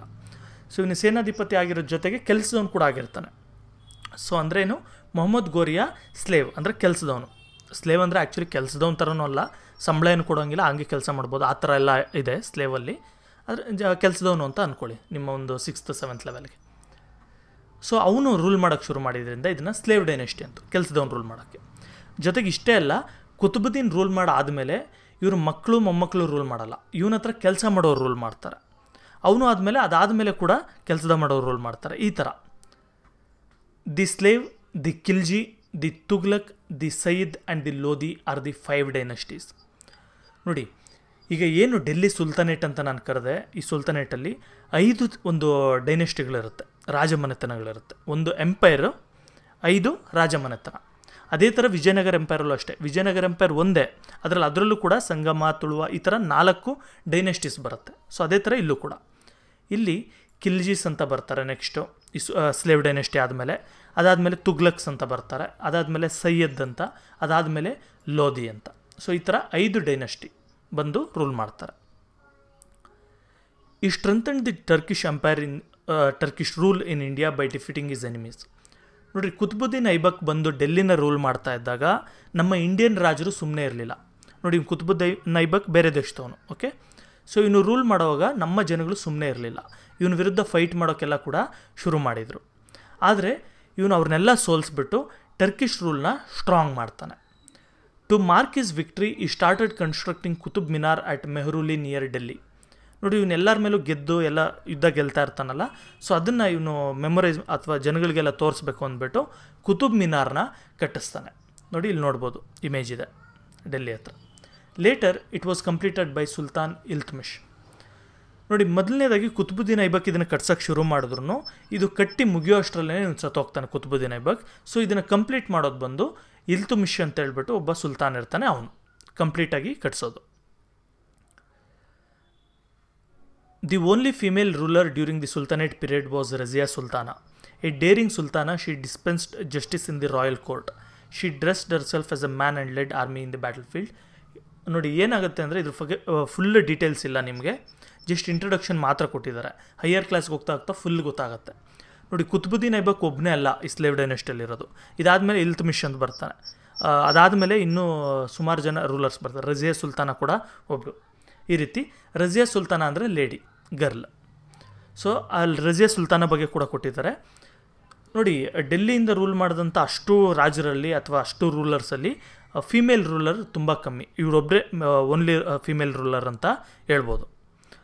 ನೋಡಿ, ಸುಲ್ತಾನ ತುಂಬ ಡೇರಿಂಗ್ ಮತ್ತು ಯುದ್ಧಕ್ಕೆ ಹೋಗೋಗೆಲ್ಲ ಹುಡುಗರ ಥರ ಬಟ್ಟೆ ಹಾಕ್ಕೊಂಡು ಯುದ್ಧ ಮಾಡ್ತಾ ಇರ್ತಾರೆ. ಇದರಲ್ಲೆಲ್ಲ ಇದೆ, ನೀವೇ ನೋಡ್ಕೊಳ್ಳಿ. ನಾರ್ಮಲ್ ಯೂಶ್ವಲಿ ಏನಾಗ್ತಾಯಿತ್ತು ಆ ಕಾಲದಲ್ಲಿ, ಹೆಣ್ಮಕ್ಳೇನು ರೂಲ್ ಮಾಡೋದು ಅನ್ನೋ ಥರ ಎಲ್ಲ ಆ್ಯಟಿಟ್ಯೂಡ್ ಇರ್ತಾಯಿತ್ತು. ಸೊ ಅವರೆಲ್ಲ ಏನು ಮಾಡಿದ್ರು, ಇವಳನ್ನ ರಜಿಯಾ ಸುಲ್ತಾನ ರೂಲ್ ಮಾಡೋದು ಇಷ್ಟ ಇಲ್ಲ ಅಂತ ಹೇಳ್ಬಿಟ್ಟು ಅವ್ರ ವಿರುದ್ಧ ತಿರುಗಿ ಬಿದ್ದುಬಿಟ್ಟು ಸಾಯಿಸ್ಬಿಡ್ತಾರೆ ಅವ್ರನ್ನ. ಸೊ ಅಲ್ಲಿಗೆ ರಜಿಯಾ ಸುಲ್ತಾನದು ಕತೆ ಎಂಡ್ ಆಗುತ್ತೆ. ನೆಕ್ಸ್ಟ್ ಬಂದು ಖಿಲ್ಜಿ ಡೈನೆಸ್ಟಿ ಅಂತ. ಈಗ ಯಾವ ರೀತಿ ಸ್ಲೇವ್ ಡೈನೆಸ್ಟಿ ಇದೆ, ಅದೇ ರೀತಿ Khilji dynasty. After the slave dynasty the Khilji dynasty came to power. Slave dynasty ಆದಮೇಲೆ ಖಿಲ್ಜಿ ಡೈನೆಸ್ಟಿ ಅವರು ಅಧಿಕಾರಕ್ಕೆ ಬರ್ತಾರೆ. Alauddin Khilji was the strongest of all the sultans of Delhi. ನೋಡಿರಿ, ಅಲ್ಲಾವುದ್ದೀನ್ ಖಿಲ್ಜಿನೇ ಈ ಇಡೀ ಒಂದು ಖಿಲ್ಜಿ ಡೈನೆಸ್ಟಿ ಅಥವಾ ಇಡೀ ಸುಲ್ತಾನ್ಸಲ್ಲೇ ತುಂಬ ಸ್ಟ್ರಾಂಗ್ ಇರ್ತಾನೆ. ನೋಡಿ, ಖಿಲ್ಜಿ ಡೈನೆಸ್ಟಿ ಅಂದರೆ ಇವರ ಒಂದು ಡೈನೆಸ್ಟಿ ಮಾತ್ರ. ಡೆಲ್ಲಿ ಸುಲ್ತಾನೇಟ್ ಅಂದರೆ ಈ 5 ಡೈನೆಸ್ಟಿ ಅಷ್ಟು. ಸೊ ಅಲ್ಲಾವುದ್ದೀನ್ ಖಿಲ್ಜಿ ಈ 5 ಡೈನೆಸ್ಟಿಯ ಎಲ್ಲ ರಾಜರಿಗೂ ಅಥವಾ ಎಲ್ಲ ಸುಲ್ತಾನ್ಸ್ಗೂ ಕೂಡ ಸ್ಟ್ರಾಂಗ್ ಆಗಿರ್ತಾನೆ. ತುಂಬ ಕೆಟ್ಟವನು, ಅದು ಬೇರೆ, ಆದರೆ ತುಂಬ ಸ್ಟ್ರಾಂಗ್ ಇರ್ತಾನೆ. ಮಂಗೋಲ್ ಇನ್ವಿಷನ್ಸ್ನ ಕೂಡ ಒಂದು ಲೆವೆಲ್ಗೆ ತಡಿತಾನೆ ಅವನು. ಆ ಥರ ಮಂಗೋಲ್ಸ್ಗೆ ಎದುರೋಗೋಷ್ಟು ಸ್ಟ್ರೆಂತ್ ಇರುತ್ತೆ ಅವನಿಗೆ. ಈ ವಾಸ್ ದಿ ಸ್ಟ್ರಾಂಗೆಸ್ಟ್. ಈ ಯಾರು ಅಲ್ಲಾವುದ್ದೀನ್ ಖಿಲ್ಜಿ ಅಂದರೆ ಒಂದು ಮೂವಿ ಇದೆ ಹಿಂದಿಯಲ್ಲಿ, ಯಾವುದೋ ಗೊತ್ತಿಲ್ಲ, ಮರ್ತೋದ ಹೆಸರು. ಅದರಲ್ಲಿ ವಿಲನ್ ಪಾರ್ಟ್ ಮಾಡಿದ್ದಾನೆ, ಅವನೇ ಅಲ್ಲಾವುದ್ದೀನ್ ಖಿಲ್ಜಿ. ಒಂದು ಇಮೇಜ್ ಹಾಕಿರ್ತೀನಿ ನೋಡಿ. ಅಂದರೆ ಅವನೇ ಹಳೆ ಕಾಲದ ಅಲ್ಲಾವುದ್ದೀನ್ ಖಿಲ್ಜಿ ಅಲ್ಲ, ಅಲ್ಲಾವುದ್ದೀನ್ ಖಿಲ್ಜಿ ರೋಲ್ನ ಇವನು ಪ್ಲೇ ಮಾಡಿದ್ದಾನೆ, ಹೀರೋ ಅಷ್ಟೇ. Is rule was based on military power. ಈ ಅಲ್ಲಾವುದ್ದೀನ್ ಖಿಲ್ಜಿ ಒಂದು ತುಂಬ ಮಿಲಿಟ್ರಿಲಿ ತುಂಬ ಆ್ಯಕ್ಟಿವ್ ಆಗಿರ್ತಾನೆ, ತುಂಬ ಸ್ಟ್ರಾಂಗ್ ಇರ್ತಾನೆ. ಇವನು ಮಿಲಿಟ್ರಿ ಪವರಿಂದ ಇಡೀ ಒಂದು ನಮ್ಮ ದೇಶನ ಕಂಟ್ರೋಲ್ ಮಾಡ್ತಾ ಇರ್ತಾನೆ. ಇಡೀ ದೇಶ ಅಲ್ಲ, ಇವನು ರೂಲ್ ಮಾಡೋವಂಥ ಒಂದು ಏರಿಯಾಸ್ನ ಕಂಟ್ರೋಲ್ ಮಾಡ್ತಾ ಇರ್ತಾನೆ. Policies. Alauddin introduced several reforms in administrative, military and economic fields. ನೋಡಿ, ಅಲ್ಲಾವುದ್ದೀನ್ ಇಷ್ಟೊಂದು ರಿಫಾರ್ಮ್ಸ್ನೆಲ್ಲ ತರ್ತಾನೆ, ಅಡ್ಮಿನಿಸ್ಟ್ರೇಟಿವ್ ಲೆವೆಲಲ್ಲಿ, ಮಿಲಿಟ್ರಿ ಲೆವೆಲಲ್ಲಿ, ಎಕನಾಮಿಕ್ ಲೆವೆಲಲ್ಲೆಲ್ಲ. ಒಂದು ಮೇಯ್ನ್ಲಿ ಎಕನಾಮಿಕ್ ಇದರಲ್ಲಿ ಟ್ಯಾಕ್ಸೇಷನಲ್ಲಿ ತುಂಬ ಇವನೊಂದು ರೆವಲ್ಯೂಷನ್ ತರ್ತಾನೆ ಅಂತ ಹೇಳ್ಬೋದು. ಈ regulated the price of goods commonly consumed. ನೋಡಿ, ಕಾಮನ್ಲಿ ಕನ್ಸ್ಯೂಮ್ ಅಂದರೆ ಅಕ್ಕಿ, ಬೇಳೆ, ಈ ಥರ ಕಾಮನ್ ಗೂಡ್ಸ್ ಏನಿದೆ ವಸ್ತುಗಳು, ಇದೆಲ್ಲದ್ರದ್ದು ಪ್ರೈಸನ್ನು ಇವನು ರೆಗ್ಯುಲೇಟ್ ಮಾಡ್ತಾನೆ. ಅಂದರೆ ಈ ಥರ ರೇಟ್ ಇರಬೇಕು, ಈ ಥರ ರೇಟ್ ಇರಬೇಕು ಅಂತ. He banned consumption of liquor and gambling in Delhi. ಇವನು ಡೆಲ್ಲಿಯ ರೀಜನಲ್ಲಿ ಇಸ್ಪೀಟ್ ಆಡೋದು, ಗ್ಯಾಂಬ್ಲಿಂಗ್ ಅಂದರೆ ಈ ಜೂಜಾಡೋದು ಅಂತ, ಇಸ್ಪೀಟು ಮತ್ತು ಅದರಲ್ಲಿ ಏನಾದ್ರು ಬೆಟ್ಸ್ ಕಟ್ಟೋದು ಅದೆಲ್ಲ ಇದೆಯಲ್ಲ ಆ ಥರದ್ದು. ಸೊ ಅದನ್ನು ಬ್ಯಾನ್ ಮಾಡ್ತಾನೆ. ಮತ್ತು ಲಿಕ್ಕರ್, ಸಾರಾಯಿನೂ ಕೂಡ ಇವನು ನಿಷೇಧ ಮಾಡ್ತಾನೆ. The guilty were severely punished. ಯಾರ್ಯಾರು ರಾಜನ ಮಾತು ಕೇಳ್ತಾರಲ್ಲ ಅಥವಾ ಯಾರ್ಯಾರು ರೂಲ್ಸ್ನ ಬ್ರೇಕ್ ಮಾಡ್ತಾ ಇರ್ತಾರೆ ಅವ್ರಿಗೆಲ್ಲ ತುಂಬ ಇವನು ಶಿಕ್ಷೆ ಕೊಡ್ತಾ ಇರ್ತಾನೆ, ಸಿವಿಯರ್ ಶಿಕ್ಷೆ ಕೊಡ್ತಾ ಇರ್ತಾನೆ. ನೆಕ್ಸ್ಟ್ ಬಂದು ಮಿಲಿಟರಿ ಕ್ಯಾಂಪೇನ್ಸ್ ಬಗ್ಗೆ ನೋಡೋಣ. Alauddin aspire to conquer entire India. ನೋಡಿ, ಅಲಾವುದ್ದೀನ್ ಖಿಲ್ಜಿಗೆ ಇಡೀ ಇಂಡಿಯಾನೇ ನಾನು ಆಕ್ಯುಪೈ ಮಾಡ್ಕೊಳ್ಬೇಕು, ಇಡೀ ಇಂಡಿಯಾನೇ ರೂಲ್ ಮಾಡಬೇಕು ಅಂತ ಆಸೆ ಇರುತ್ತೆ. In the first instance he conquered north India by his military strength. ನೋಡಿ, ನಾರ್ತ್ ಇಂಡಿಯನ್ನೆಲ್ಲ ಕೂಡ ಇವನು ಮಿಲಿಟರಿ ಸ್ಟ್ರೆಂತ್ ಯೂಸ್ ಮಾಡಿ, ಸೈನ್ಯ ಯೂಸ್ ಮಾಡಿ ಇವನ್ನೆಲ್ಲರನ್ನೂ ಅಟ್ಯಾಕ್ ಮಾಡಿ ಕಾಂಕೋರ್ ಮಾಡ್ಕೊಳ್ತಾನೆ. ಟು ಸೌತ್ ಇಂಡಿಯಾ ಈ sent Malik Kafur, a slave was close to him with a huge army. ನೋಡಿ, ಸೌತ್ ಇಂಡಿಯಾನ ಇವನು ಆಕ್ಯುಪೈ ಮಾಡ್ಕೊಳ್ಬೇಕು ಅಂದರೆ ಟ್ರೈ ಮಾಡ್ತಾನೆ, ಆಗಲ್ಲ. ಸೊ ಅದಕ್ಕೆ ಇವನೇನು ಮಾಡ್ತಾನೆ, ಇವನ ಅಂಡರಲ್ಲಿ ಒಬ್ಬ ಜನರಲ್ ಇರ್ತಾನೆ, ಇವನು ತುಂಬ ಕ್ಲೋಸ್ ಅಂತ ಹೇಳ್ಬೋದು. ಸೊ ಆ ಥರ ಒಬ್ಬ ವ್ಯಕ್ತಿ ಇರ್ತಾನೆ, ಮಲಿಕ್ ಕಾಫೂರ್ ಅಂತ ಹೇಳ್ಬಿಟ್ಟು. ಈ ವ್ಯಕ್ತಿನ ಕಳಿಸ್ತಾನೆ ಸೌತ್ ಇಂಡಿಯಾನ ಅಟ್ಯಾಕ್ ಮಾಡುವಂಥ ದೊಡ್ಡ ಆರ್ಮಿ ಜೊತೆಗೆ. Malik Kafur invaded the 4 major kingdoms of south India and looted their capitals. Malik Kafur ಏನು ಮಾಡ್ತಾನೆ, ಇವನು ಬಂದು ಏರಿಯಾನ ರೂಲ್ ಮಾಡೋದಿಲ್ಲ, ಇವನು ಬಂದು ಬರೀ ಅಟ್ಯಾಕ್ ಮಾಡಿಬಿಟ್ಟು ಲೂಟಿ ಮಾಡ್ಕೊಂಡು ಹೋಗ್ತಾನೆ. ಮೊಹಮ್ಮದ್ ಗಜ್ನಿ ಹೇಳಿದ್ನಲ್ಲ, ದೇವಸ್ಥಾನಗಳು ಮತ್ತು ಸಿಟಿಗಳನ್ನೆಲ್ಲ ಲೂಟಿ ಮಾಡ್ದಂತ, ಆ ಥರ ಮಲಿಕ್ ಕಾಫೂರ್ ಕೂಡ ಇನ್ವೇಡ್ ಮಾಡಿ ಅಥವಾ ಅಟ್ಯಾಕ್ ಮಾಡಿ ಎಲ್ಲ ಲೂಟಿ ಮಾಡಿಕೊಂಡು ವಾಪಸ್ ಆಗ್ತಾನೆ. The kingdoms conquered by Malik Kafur were the Yadavas of Maharashtra, Kakatiyas of Andhra Pradesh, Hoysalas of Karnataka and Pandyas of Tamil Nadu. ಇವು 4 ತುಂಬ ಪವರ್ಫುಲ್ ಕಿಂಗ್ಡಮ್ಸ್ ಇರುತ್ತೆ ಆ ಟೈಮಲ್ಲಿ. ಇವೆಲ್ಲ ಜಾಗಕ್ಕೆ ಹೋಗ್ಬಿಟ್ಟು ಲೂಟಿ ಮಾಡಿಕೊಂಡು ವಾಪಸ್ ಹೋಗ್ಬಿಡ್ತಾನೆ. ರಾಬಿನ್ ಶಾಫ್ಟ್ ಅಂತ ಕರೀತಾರೆ, ಅದು ವರ್ಡ್, ಅಂದರೆ ಲೂಟಿ ಮಾಡಿ ರೂಲ್ ಮಾಡೋದು ಅಂತ ಅರ್ಥ. Malik Kafur continuing his military march proceeded up to Rameswaram. ನೋಡಿರಿ, ಮಲಿಕ್ ಕಾಫೂರ್ ನಾರ್ತ್ ಇಂಡಿಯಾಯಿಂದ, ನೋಡಿ ನೀವು ಅಬ್ಸರ್ವ್ ಮಾಡ್ಬೋದು, ಇಂಡಿಯಾ ಏನು ಚಿಕ್ಕದಲ್ಲ, ತುಂಬ ದೊಡ್ಡದಿದೆ ಇಂಡಿಯಾ. ಇಲ್ಲಿ ಡೆಲ್ಲಿ ಇರೋದು. ಸೊ ಇಲ್ಲಿಂದ ಇವನು ರಾಮೇಶ್ವರಂವರೆಗೂ ಎಂಡ್ವರೆಗೂ ಬರ್ತಾನೆ ಇವನು. ಸೊ ಅಂದರೆ ಇದೆಲ್ಲ ಲೂಟಿ ಮಾಡ್ಕೊಂಡು ಈ ಜಾಗಗಳನ್ನೆಲ್ಲ ಕೂಡ ಆಂಧ್ರನ, ಮಹಾರಾಷ್ಟ್ರ, ಕರ್ನಾಟಕ, ತಮಿಳ್ನಾಡು ಈ ರೀಜನ್ ಎಲ್ಲ ಕೂಡ ಲೂಟಿ ಮಾಡ್ಕೊಂಡು ಇಲ್ಲಿವರೆಗೂ ಬಂದು ಎಲ್ಲ ದುಡ್ಡನ್ನ ಅಥವಾ ಎಲ್ಲ ಗೋಲ್ಡನ್ನ ವಾಪಸ್ ತೊಗೊಂಡು ಹೋಗ್ತಾನೆ. All along the route his army destroyed several places of worship and looted wealth. ಎಲ್ಲ ಕಡೆ ದಾರಿಯಲ್ಲಿ ಬಂದ ಕಡೆ ಎಲ್ಲೆಲ್ಲಿ ದೇವಸ್ಥಾನಗಳು ಸಿಕ್ತು ಅದೆಲ್ಲ ಕೂಡ ಡಿಸ್ಟ್ರಾಯ್ ಮಾಡಿಬಿಟ್ಟು ಎಲ್ಲ ದುಡ್ಡನ್ನ ಇವನು ದೋಚ್ಕೊಂಡು ಹೋಗ್ತಾನೆ. Never before at such a huge quantity of wealth of south India float to Delhi. ನೋಡಿರಿ, ಇಲ್ಲಿವರೆಗೂ ಸ್ವಲ್ಪ ಚಿಕ್ಕ ಪುಟ್ಟ ಲೂಟಿಗಳು ಅಲ್ಲಲ್ಲಿ ಇದಾಗ್ತಾ ಇತ್ತು ಹೊರತು, ಯಾವುದೋ ಒಂದು ಚಿಕ್ಕ ದೇವಸ್ಥಾನ ಆ ಥರ ಆಗ್ತಾ ಇತ್ತು ಹೊರತು, ಇಷ್ಟು ದುಡ್ಡು ವಾಪಸ್ಸು ಅಥವಾ ಇಷ್ಟು ದುಡ್ಡೆಲ್ಲ ಕೂಡ ಡೆಲ್ಲಿಗೆ ಹರಿದಿದ್ದು ಅಥವಾ ಇಷ್ಟು ದುಡ್ಡನ್ನ ಲೂಟಿ ಮಾಡಿದ್ದು ಯಾವಾಗೂ ನಡೆದಿರಲಿಲ್ಲ. Alauddin patronised Amir Khusro, Amir Hasan and other Persian poets. ನೋಡಿರಿ, ಅಲಾವುದ್ದೀನು ಕೆಲವು ಪರ್ಷಿಯನ್ ಪೋಯಿಟ್ಸ್ಗೂ ಕೂಡ ಇವನು ಪ್ಯಾಟರ್ನೈಸ್ ಮಾಡ್ತಾನೆ, ಅಂದರೆ ಅವ್ರಿಗೆ ದುಡ್ಡು ಕಾಸು ಕೊಟ್ಟು ಪೊಯಮ್ಗಳು ಬರೀರಿ ಅದೆಲ್ಲ ಕೂಡ ಎನ್ಕರೇಜ್ ಮಾಡ್ತಾನೆ. ಈ built A new fort in Delhi known as Siri fort. ಇವನು ಡೆಲ್ಲಿ ಹತ್ರ ಒಂದು ಫೋರ್ಟ್ ಕೂಡ ಅಥವಾ ಕೋಟೆ ಕೂಡ ಕಟ್ಟಿಸ್ತಾನೆ, ಸಿರಿ ಫೋರ್ಟ್ ಅಂತ. ಇದು ಇವಾಗೂ ಇದೆ, ತುಂಬ ಬಿದ್ದೋಗ್ಬಿಟ್ಟಿದೆ ಆ್ಯಕ್ಚುಲಿ. ಯಾರಾದರೂ ಇಮೇಜಸ್ ಇದ್ದರೆ ಗೂಗಲಲ್ಲಿ ಸರ್ಚ್ ಮಾಡಿ ನೋಡ್ಕೊಳ್ಬೋದು. Alai Darwaza in Delhi a grand structure was his contribution to architecture. ನೋಡಿರಿ, ಅಲೈ ದರ್ವಾಜಾ ಅಂತ ಕೂಡ ಒಂದು ಕಟ್ಟಿಸ್ತಾನೆ ಡೆಲ್ಲಿಯಲ್ಲಿ. ಇದೊಂಥರ ಗ್ರ್ಯಾಂಡ್ ಸ್ಟ್ರಕ್ಚರ್, ತುಂಬ ಚೆನ್ನಾಗಿದೆ ನೋಡೋಕ್ಕೆ. ಇಮೇಜ್ ಕೂಡ ಇದೆ, ಇಲ್ಲಿ ನೋಡ್ಬೋದು. Alauddin's last days were tragic. There were several revolts in the palace to overthrow him. ನೋಡಿರಿ, ಅಲಾವುದ್ದೀನ್ ಖಿಲ್ಜಿಯ ಲಾಸ್ಟ್ ಡೇಸ್ ಅಥವಾ ಇವ್ನು ರೂಲ್ ಮಾಡ್ತಾ ಇರೋ ಟೈಮಲ್ಲಿ, ಇವ್ನು ಸಾಯೋದಕ್ಕೂ ಮೊದಲು ತುಂಬ ಕಷ್ಟ ಆಗಿರುತ್ತೆ. ಏನಕ್ಕೆ ಅಂತ ಹೇಳಿದ್ರೆ, ನೋಡಿ, ಖಿಲ್ಜಿ ಡೈನೆಸ್ಟಿ ಹೇಳಿದ್ನಲ್ಲ, ಇದರಲ್ಲಿ ಇಬ್ಬರೇ ರೂಲರ್ಸ್. ಒಬ್ಬ ಜಲಾಲುದ್ದೀನ್ ಖಿಲ್ಜಿ ಅಂತ ಒಬ್ಬ ಇರ್ತಾನೆ ಮೊದಲನೇದಾಗಿ. ಅವನ್ನ ಸಾಯಿಸಿ ಅಥವಾ ಅವನ್ನ ಒಂದು ಸೈಡಿಗೆ ಮಾಡಿ ಅಲಾವುದ್ದೀನ್ ರಾಜ ಆಗಿರ್ತಾನೆ. ಇವನು ರಾಜ ಆದಮೇಲೂ ಕೂಡ ಇವನ್ನ ಸಾಯಿಸಬೇಕು ಅಂತ ಕೂಡ ಸುಮಾರು ಜನ ಟ್ರೈ ಮಾಡ್ತಾ ಇರ್ತಾರೆ, ಇವನ್ನ ಸಾಯಿಸ್ಬಿಟ್ಟು ನಾನು ರಾಜ ಆಗಿಬಿಡ್ತೀನಿ ಅಂತ. ಆ ಥರ ಇರೋದ್ರಿಂದ ಸುಮಾರು ಜನ ಇವನ್ನ ಟ್ರೈ ಮಾಡ್ತಾ ಇರ್ತಾರೆ ಸಾಯಿಸೋಕ್ಕೆ. Finally Malik Kafur out of greed for power killed his master and declared himself a sultan. Finally ಏನಾಗುತ್ತೆ, ಇವನಿಗೆ ತುಂಬ ಕ್ಲೋಸ್ ಫ್ರೆಂಡ್ ಇರ್ತಾನೆ ಅಂತ ಹೇಳಿದ್ನಲ್ಲ ಮಲಿಕ್ ಕಾಫೂರ್, ತುಂಬಾ ಕ್ಲೋಸ್ ಫ್ರೆಂಡ್. ಓಕೆ, ಈ ಮಲಿಕ್ ಕಾಫೂರ್ ಏನು ಮಾಡ್ತಾನೆ, ಇವನ ಒಂದು ಅಲಾವುದ್ದೀನ್ ಖಿಲ್ಜಿನೇ ಸಾಯಿಸ್ಬಿಟ್ಟು ಇವನು ಸುಲ್ತಾನ್ ಆಗ್ತಾನೆ. ಆದರೆ ಏನಾಗುತ್ತೆ, ಮಲಿಕ್ ಕಾಫೂರ್ನು ಕೂಡ ಬೇರೆಯವರು ಜನಗಳೆಲ್ಲ ಇಮಿಡಿಯೇಟಾಗಿ ಸಾಯಿಸ್ಬಿಡ್ತಾರೆ. But he too was killed by his enemies. Within a short time the Khilji rule ended and the Tughlaqs came to power. ಇಮಿಡಿಯೇಟಾಗಿ ಏನಾಗುತ್ತೆ, ಖಿಲ್ಜಿ ರೂಲ್ ಅಲ್ಲಿಗೆ ಎಂಡ್ ಆಗೋಗುತ್ತೆ, ಇನ್ಯಾರು ರೂಲರ್ ಇರೋದಿಲ್ಲ. ಸೊ ಆಮೇಲೆ ತುಗ್ಲಕ್ಸ್ ಅಥವಾ ತುಗ್ಲಕ್ ಡೈನೆಸ್ಟಿ ಅವರು ಅಧಿಕಾರಕ್ಕೆ ಬರ್ತಾರೆ. ದಿ ತುಘಲಕ್ ಡೈನೆಸ್ಟಿ ಹೆಸರು ಇದು ತುಘಲಕ್ ಅಂದರೆ. Muhammad bin Tughlaq was the most notable sultan of the Tughlaq dynasty. ನೋಡಿ ಇಲ್ಲಿವರೆಗೂ ಹೇಳಿದಂಥ ಇದರಲ್ಲಿ ಈ ತುಘಲಕ್ ಡೈನೆಸ್ಟಿಯಲ್ಲಿ ಎಷ್ಟೊಂದು ಜನ ಬರ್ತಾರೆ ತುಘಲಕ್ ರಾಜರು. ಅದರಲ್ಲಿ ಮೊಹಮ್ಮದ್ ಬಿನ್ ತುಘಲಕ್ ತುಂಬ ಫೇಮಸ್ ಅಥವಾ ತುಂಬ ಎಲ್ಲ ಹೆಸರುವಾಸಿ ಅಂತ ಹೇಳ್ತೀವಲ್ಲ ಆ ಥರ. ಈ ವಾಸ್ ಇಂಪ್ರೂಡೆಂಟ್ ಆ್ಯಂಡ್ ಇಲ್ ಟೆಂಪರ್ಡ್ ಹು ಟುಕ್ ಏಸ್ಟಿ ಡಿಸಿಷನ್ಸ್. ನೋಡಿ ಇವನು ತುಂಬ ಇಂಪ್ರೂಡೆಂಟ್ ಮತ್ತು ಇಲ್ ಟೆಂಪರ್ಡ್ ಆಗಿರ್ತಾನೆ. ಅಂದರೆ ಹೆಂಗಂದ್ರೆ ಹಂಗೆ ಯೋಚನೆ ಮಾಡ್ತಾ ಇರ್ತಾನೆ. ಒಂದು ಸರಿ ಏನೋ ಒಂದು ಹೇಳೋದು, ಸಡನ್ನಾಗಿ ಡಿಸಿಷನ್ ತೊಗೊಳ್ಳೋದು, ಮತ್ತು ಅದು ತಪ್ಪು ಅಂದ್ಬಿಟ್ಟು ಮತ್ತು ಉಲ್ಟಾ ಡಿಸಿಷನ್ ತೊಗೊಳ್ಳೋದು, ಈ ಥರ ಮಾಡ್ತಾ ಇರ್ತಾನೆ. He could be easily enraged. In a word he was a strange character. ನೋಡಿ ಇವನಿಗೆ ತುಂಬ ಈಸಿಯಾಗಿ ಕೋಪ ಬರ್ತಾ ಇರುತ್ತೆ. ಅಂದರೆ ಯಾರಾದರೂ ಏನಾದರೂ ಹೇಳಿದ್ರು ಅಂದರೆ ಇಮ್ಮಿಡಿಯೇಟಾಗಿ ಇವ್ನು ರಿಯಾಕ್ಟ್ ಆಗೋದು ಅವೆಲ್ಲ ಕೂಡ ಮಾಡ್ತಾ ಇರ್ತಾನೆ. ಸೊ ಈ ಥರ ಒಂಥರ ರಾಜನಿಗಿರಬೇಕಾದ ಲಕ್ಷಣಗಳು ಅಲ್ಲ ಇವು ಅಂತ. Next administrative experiments. ಸೊ ಇವ್ನು ಹೇಳಿದ್ವಲ್ಲ ಇವನೊಂಥರ ಎಷ್ಟು ಡಿಸಿಷನ್ಸ್ ತೊಗೊಳ್ತಾ ಇರ್ತಾನೆ, ಯಾವ ಥರ ಅಂದರೆ ಆ ಥರ ರೂಲ್ ಮಾಡ್ತಾನೆ ಅಂತ. ಸೊ ಏನೇನು ಮಾಡ್ದ ನೋಡೋಣ. ಒಂದು ಬಂದು ಟ್ರಾನ್ಸ್ಫರ್ ಆಫ್ ಕ್ಯಾಪಿಟಲ್. ಇವನೇನು ಯೋಚನೆ ಮಾಡ್ತಾನೆ, ನನ್ನ ಒಂದು ಕ್ಯಾಪಿಟಲ್ ಸಿಟಿನ ನಾನು ಚೇಂಜ್ ಮಾಡ್ತೀನಿ, ಶಿಫ್ಟ್ ಮಾಡ್ತೀನಿ ಅಂತ ಅಂದ್ಕೊಳ್ತಾನೆ. ಅಂದರೆ ಡೆಲ್ಲಿ ಹತ್ರ ಇದ್ದರೆ ಈಗ ನೋಡ್ಬೋದು ನೀವು, ಫಾರ್ ಎಕ್ಸಾಂಪಲ್ ಡೆಲ್ಲಿ ಇಲ್ಲಿದೆ. ಸೊ ಯಾರೇ ಒಂದು ನಾರ್ತ್ ವೆಸ್ಟಿಂದ ಅಟ್ಯಾಕ್ ಮಾಡಿದ್ರು ಕೂಡ ಈ ಸೈಡಿಂದ ನೋಡಿ, ಇವಾಗ ಏನು ನಾನು ಕಿಲ್ಜೀಸ್ ಹೇಳಿದೆ ಅಥವಾ ಸ್ಲೇವ್ ಡೈನೆಸ್ಟಿ ಹೇಳಿದೆ, ಇವರೆಲ್ಲ ರೂಲ್ ಮಾಡ್ತಾ ಇರ್ಬೋದು ಈ ರೀಜನ್ನ. ಇವ್ರು ರೂಲ್ ಮಾಡಿದ್ಮೇಲೆ ಸುಮ್ಮನೆ ಇರಲ್ಲ, ಈ ಸೈಡಿಂದ ಬೇರೆಯವರು ಕೂಡ ಇವ್ರನ್ನ ಅಟ್ಯಾಕ್ ಮಾಡ್ತಾ ಇರ್ತಾರೆ. ಮಂಗೋಲ್ಸ್ ಬರ್ತಾ ಇರ್ತಾರೆ, ಟರ್ಕ್ಸಲ್ಲೇ ಸುಮಾರು ಜನ ಬರ್ತಾ ಇರ್ತಾರೆ, ಬಂದು ಈ ಜಾಗನೆಲ್ಲ ರೂಲ್ ಮಾಡೋಕ್ಕೆ ಟ್ರೈ ಮಾಡ್ತಾರೆ. ಸೊ ಇವ್ರು ಇದನ್ನು ಕಾಪಾಡ್ಕೊಳ್ಳೋಕ್ಕೆ ಅಂತ ತುಂಬ ಕಷ್ಟಪಡ್ತಾ ಇರ್ತಾರೆ. ಸೊ ಅದಕ್ಕೆ ಏನು ಮಾಡ್ತಾನೆ, ಇಲ್ಲಿಂದ ಡೆಲ್ಲಿಯಿಂದ ಬೇಡ ಅಂತ ಹೇಳ್ಬಿಟ್ಟು ಇಂಡಿಯಾದ ಸೆಂಟ್ರಲ್ ಪಾರ್ಟಲ್ಲಿ ದೇವಗಿರಿ ಅಂತ ಒಂದು ಜಾಗ ಇದೆ, ಅಲ್ಲಿಗೆ ಇವನು ಕ್ಯಾಪಿಟಲ್ ಸಿಟಿನ ಶಿಫ್ಟ್ ಮಾಡೋಣ ಅಂತ ಪ್ಲ್ಯಾನ್ ಮಾಡ್ತಾನೆ. To improve the functioning of the administration he took several experiments. One such experiment was the transfer of capital from Delhi to Devagiri. He was of the view that capital should be centrally located.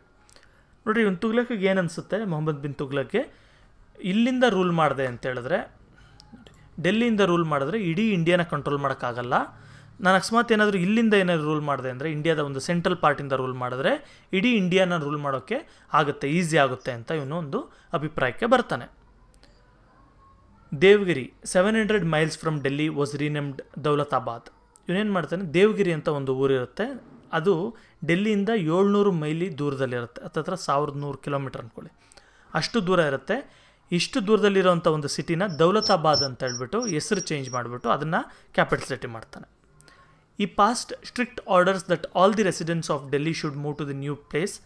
The residents of Delhi were forced to leave their homes, faced untold misery in the course of their journey to a far place in the south. Okay, ಇದು simple ಹೇಳ್ತೀನಿ ಏನಾಗುತ್ತೆ ಅಂತ. ನೋಡಿ ಇವನು ಡೆಲ್ಲಿಯಿಂದ ಇಲ್ಲಿಗೆ shift ಆಗಬೇಕು ಅಂದ್ಬಿಟ್ಟು ಹೇಳ್ತಾನೆ. ಶಿಫ್ಟ್ ಆಗೋದು ಯಾರು ಶಿಫ್ಟ್ ಆಗ್ತಾರೆ? ಈಗ ಕ್ಯಾಪಿಟಲ್ ಸಿಟಿ ಶಿಫ್ಟ್ ಆದರೆ ರಾಜ ಶಿಫ್ಟ್ ಆಗ್ತಾನೆ, ರಾಜನ ಮಿನಿಸ್ಟರ್ಸು, ಅವನ ಆಫೀಸರ್ಸು, ಅವನ ಒಂದು ಏನು ಗೌರ್ಮೆಂಟ್ ಆಫೀಸರ್ಗಳಲ್ಲಿ ಕೆಲಸ ಮಾಡ್ತಾ ಇರ್ತಾರೆ ಅವರು, ಇವರೆಲ್ಲ ಕೂಡ ಶಿಫ್ಟ್ ಆಗಬೇಕು. ಅದನ್ನು ಬಿಟ್ಬಿಟ್ಟು ಇವನೇನು ಹೇಳ್ತಾನೆ, ಎಲ್ಲರೂ ಬರಬೇಕು. ಅಂದರೆ ಡೆಲ್ಲಿಯಲ್ಲಿ ಏನೇನು ಜನಗಳಿದ್ರು, ಮನೆಗಳು ಮಾಡ್ಕೊಂಡೆಲ್ಲ ಜನ ಇದ್ದರು, ಅವ್ರಿಗೆಲ್ಲ ಕೂಡ ಅಲ್ಲಿಗೆ ಹೋಗಬೇಕು ಅಂತ ಅವನು ಆರ್ಡರ್ ಪಾಸ್ ಮಾಡಿಬಿಡ್ತಾನೆ. ಮಾಡಿಬಿಟ್ಟು ಸ್ಟ್ರಿಕ್ಟಾಗಿ ಇಂಪ್ಲಿಮೆಂಟ್ ಮಾಡಿಸ್ತಾನೆ. ಎಲ್ಲರೂ ಬನ್ನಿರಿ, ಇಲ್ಲಿದ್ದೇನು ಮಾಡ್ತೀರಾ, ಡೆಲ್ಲಿಯಲ್ಲಿ ಬೇಡ, ನಾವೆಲ್ಲ ಅಲ್ಲಿಗೆ ಹೋಗೋಣ ಅಂತ. ಸೊ ಇದನ್ನು ಹೇಳಿದಾಗ ಇಲ್ಲಿ ಏನು ಅಬ್ಸರ್ವ್ ಮಾಡ್ಬೋದು, ಸುಮ್ಮನೆ ಏನೋ ಹೋಗೋದಲ್ಲ. ಹಳೆ ಕಾಲದಲ್ಲಿ ಟ್ರೈನು, ಕಾರು, ಬಸ್ಸು ಇವೆಲ್ಲ ಇರಲಿಲ್ಲ. ಅವಾಗೇನು ಮಾಡಬೇಕಿತ್ತು, ನಡ್ಕೊಂಡು ಹೋಗ್ಬೇಕಿತ್ತು, ಎತ್ತಿನ ಗಾಡಿಗಳಲ್ಲಿ ಹೋಗ್ಬೇಕಿತ್ತು, ಕುದುರೆ ಗಾಡಿಗಳಲ್ಲಿ ಹೋಗ್ಬೇಕಿತ್ತು, ಈ ರೀತಿ. ಇವನೇನೋ ರಾಜ, ಇವನಿಗೆ ಫುಲ್ಲು ರಾಜಂಗೆ ಮತ್ತು ಅವನ ಅಫಿಷಿಯಲ್ಗೆ ಕುದುರೆ ಗಾಡಿಗಳು, ಎತ್ತಿನ ಗಾಡಿಗಳೆಲ್ಲ ಚೆನ್ನಾಗಿರುತ್ತೆ, ಇವನು ಆರಾಮಾಗಿ ಹೋಗ್ಬಿಡ್ಬೋದು. ಬೇರೆಯವರು ಅವ್ರಿಗೆ ಎತ್ತಿನ ಗಾಡಿ ಇದ್ದಿದ್ರೆ ದೊಡ್ಡ ವಿಷಯ. ಎತ್ತಿನ ಗಾಡಿಯಲ್ಲಿ ನೀವು 1000 ಕಿಲೋಮೀಟ್ರ್ ಹೋಗಬೇಕು ಅಂದರೆ ಎಷ್ಟು ಕಷ್ಟ ಆಗುತ್ತೆ. ಹಳೆ ಕಾಲದಲ್ಲಿ ಏನು ಸುಮ್ಮನೆನಾ, ಇವಾಗಿರ್ತಾರೆ ಟಾರ್ ರೋಡ ಇದೆ, ಹಳೆ ಕಾಲದಲ್ಲೆಲ್ಲ ಮಣ್ಣು ರೋಡ್ಗಳು ಇರ್ತಾಯಿತ್ತು, ಎಲ್ಲೋ ಅದೇ ದೊಡ್ಡ ರೋಡ್, ಮಣ್ಣು ರೋಡೇ. ಅಂಥದ್ರಲ್ಲಿ ನಡ್ಕೊಂಡೋಗಿ ಬೆಟ್ಟ, ಹಳ್ಳ, ಕೊಳ್ಳ ಇವನ್ನೆಲ್ಲ ದಾಟ್ಕೊಂಡು ಅವರ ಲಗೇಜ್ಗಳು, ಅವ್ರ ಹೆಂಡ್ತಿ, ಮಕ್ಕಳು, ಚಿಕ್ಕ ಮಕ್ಕಳು ಎಲ್ಲರನ್ನೂ ಕರ್ಕೊಂಡು ಅವ್ರು ಹೋಗಬೇಕು ಅಂದರೆ ದಾರಿಯಲ್ಲಿ ಏನಾಗುತ್ತೆ? ಮತ್ತೇನು ಸುಮ್ಮನೆ ಹೋಗೋದು ಅಲ್ಲ, ದಾರಿಯಲ್ಲೆಲ್ಲ ಕಳ್ಳರು, ಡಕಾಯಿಟ್ರು ಇವರೆಲ್ಲ ಅಟ್ಯಾಕ್ ಮಾಡ್ತಾ ಇರ್ತಾರೆ. ಅಟ್ಯಾಕ್ ಮಾಡಿ ಲೂಟಿ ಮಾಡೋದು, ಸಾಯಿಸೋದೆಲ್ಲ ಮಾಡ್ತಾರೆ. ಸೊ ಇದನ್ನೆಲ್ಲ ತಡ್ಕೊಂಡು ಅಲ್ಲಿಗೆ ಹೋಗೋ ಅಷ್ಟರಲ್ಲಿ ಸುಮಾರು ಜನ ಸತ್ತೋಗಿರ್ತಾರೆ. ಸುಮಾರು ಜನಕ್ಕೆ ರಾಜನ ಮೇಲೆ ಕೋಪ ಕೂಡ ಬರುತ್ತೆ. ಸೊ ಇಷ್ಟಕ್ಕೆ ನಿಲ್ಲಲ್ಲ. ಅಂದ್ರೇನು, ಇವನ ರಾಜ ಏನು ಮಾಡ್ದೆ, ಶಿಫ್ಟ್ ಮಾಡೋದೇ ಮಾಡಿ ಅಲ್ಲಿಗೆ ನಿಲ್ಲಿಸ್ಬಿಡಲ್ಲ. ನೆಕ್ಸ್ಟ್ ಏನು ಮಾಡ್ತಾನೆ, ರಿಯಲೈಸ್ ಆಗ್ತಾನೆ. ನೋಡೋಣ ಏನಾಗುತ್ತೆ ಅಂತ. Anyway, after shifting the capital he realized that he had committed a grave mistake. So he ordered reshifting of the capital and the people to Delhi. However, only a few survived to return to Delhi. Next ಏನು ಮಾಡ್ತಾನೆ, ಇವನಿಲ್ಲಿ shift ಮಾಡಿದ್ರಿಂದ ತೊಂದರೆ ಆಯಿತು ಅಥವಾ ತಪ್ಪಾಯಿತು ಅಂತ ಇವನಿಗೆ ಗೊತ್ತಾಗೋಗುತ್ತೆ. Correct, ನಾನು ಶಿಫ್ಟ್ ಮಾಡಬಾರ್ದಾಗಿತ್ತು, ಮಾಡಿದ್ರು ಇವ್ರನ್ನ ಮಾತ್ರ ಮಾಡಬೇಕಿತ್ತು ಅಂತ ಅನಿಸುತ್ತೆ. ಆಗ ಏನು ಮಾಡ್ತಾನೆ, ವಾಪಸ್ ಹೋಗೋಣ ಅಂತ ಮತ್ತೆ ಆರ್ಡರ್ ಮಾಡ್ತಾನೆ, ಮತ್ತೆ ಡೆಲ್ಲಿಗೆ ಹೋಗಿ ಸೆಟಲ್ ಆಗೋಣ ಅಂತ. ಈಗ ಡೆಲ್ಲಿಯಿಂದ ಬಂದಿರೋರು ಏನು ಮಾಡಿರ್ತಾರೆ, ಎಷ್ಟೊಂದು ಜನ ಸತ್ತೋಗಿರ್ತಾರೆ ಇಲ್ಲಿಗೆ ಬರೋರು. ಇವಾಗ ಮತ್ತೆ ವಾಪಸ್ ಹೋಗ್ಬೇಕಂದ್ರೆ ಏನಾಗುತ್ತೆ, ಮತ್ತೆ ಅದೇ ಕಷ್ಟ. ಅಲ್ಲಿಂದ ಬರೋವಾಗ ಏನಿತ್ತೋ ಇವಾಗ ಹೋಗೋವು ಕೂಡ ಅದೇನೆ, ಎಲ್ಲ ಕಷ್ಟ ಅನುಭವಿಸ್ಕೊಂಡು ಮತ್ತೆ ಜನಗಳೆಲ್ಲ ಕೂಡ ಡೆಲ್ಲಿಗೆ ಹೋಗ್ತಾರೆ. ಡೆಲ್ಲಿಗೆ ಹೋಗೋಷ್ಟರಲ್ಲಿ ಇನ್ನೂ ಒಂದಷ್ಟು ಜನ ಸತ್ತೋಗ್ಬಿಡ್ತಾರೆ. ಇವನು ರಾಜ, ಇವನು ಫುಲ್ ಲಕ್ಸುರೀಸ್ ಇರುತ್ತೆ, ಇವನ್ನ ಆರಾಮಾಗಿ ಒಂದು ಖುಷಿಯನ್ನು ಹಾಕ್ಬಿಟ್ಟು ಎತ್ಕೊಂಡು ಹೋಗ್ತಾರೆ, ಇಲ್ಲ ಕುದುರೆ ಗಾಡಿಗಳು ಇವೆಲ್ಲ ಇರುತ್ತೆ, ಇವನು ಹೋಗ್ತಾನೆ, ಬೇರೆಯವರು ಸಾಮಾನ್ಯ ಜನ ಸತ್ತೋಗ್ತಾರೆ. ಇದರಿಂದ ಈ ಒಂದು ಅಡ್ಮಿನಿಸ್ಟ್ರೇಷನ್ ಎಕ್ಸ್ಪೆರಿಮೆಂಟ್ ಮಾಡೋದ್ರಿಂದ ತುಂಬ ತೊಂದರೆ ಆಗುತ್ತೆ ಜನಗಳಿಗೆ.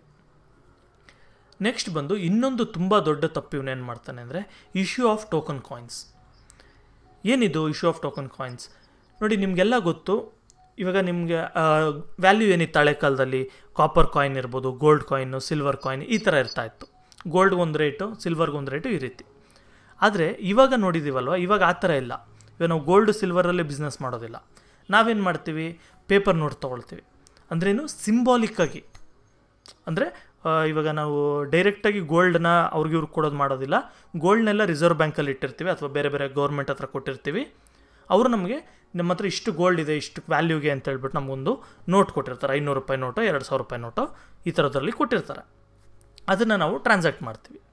ಇದು ಒಳ್ಳೆ ಮೆಥಡ್. ಯಾಕೆ ಅಂತ ಹೇಳಿದ್ರೆ ಈ ನೋಟ್ನ ಯಾರೂ ಡೂಪ್ಲಿಕೇಟ್ ಮಾಡೋಕ್ಕಾಗಲ್ಲ. ಡೂಪ್ಲಿಕೇಟ್ ಮಾಡಿದ್ರೆ ಸಿಗಾಕೊಳ್ತಾರೆ. ಆದರೆ ಕಾಯಿನ್ಸಲ್ಲಿ ಯಾವ ಥರ ಮಾಡ್ತೀನಿ ಅಂದರೆ, ಇವಾಗ 5 ರೂಪಾಯಿ ಕಾಯಿನಲ್ಲಿ ಆ ಥರ ಮಾಡ್ತೀನಿ ಅಂತ ಹೇಳಿದ್ರೆ ಎಲ್ಲರೂ ಕೂತ್ಕೊಂಡು ಪ್ರಿಂಟ್ ಹೊಡಿತಾರೆ ಮನೆಯಲ್ಲಿ.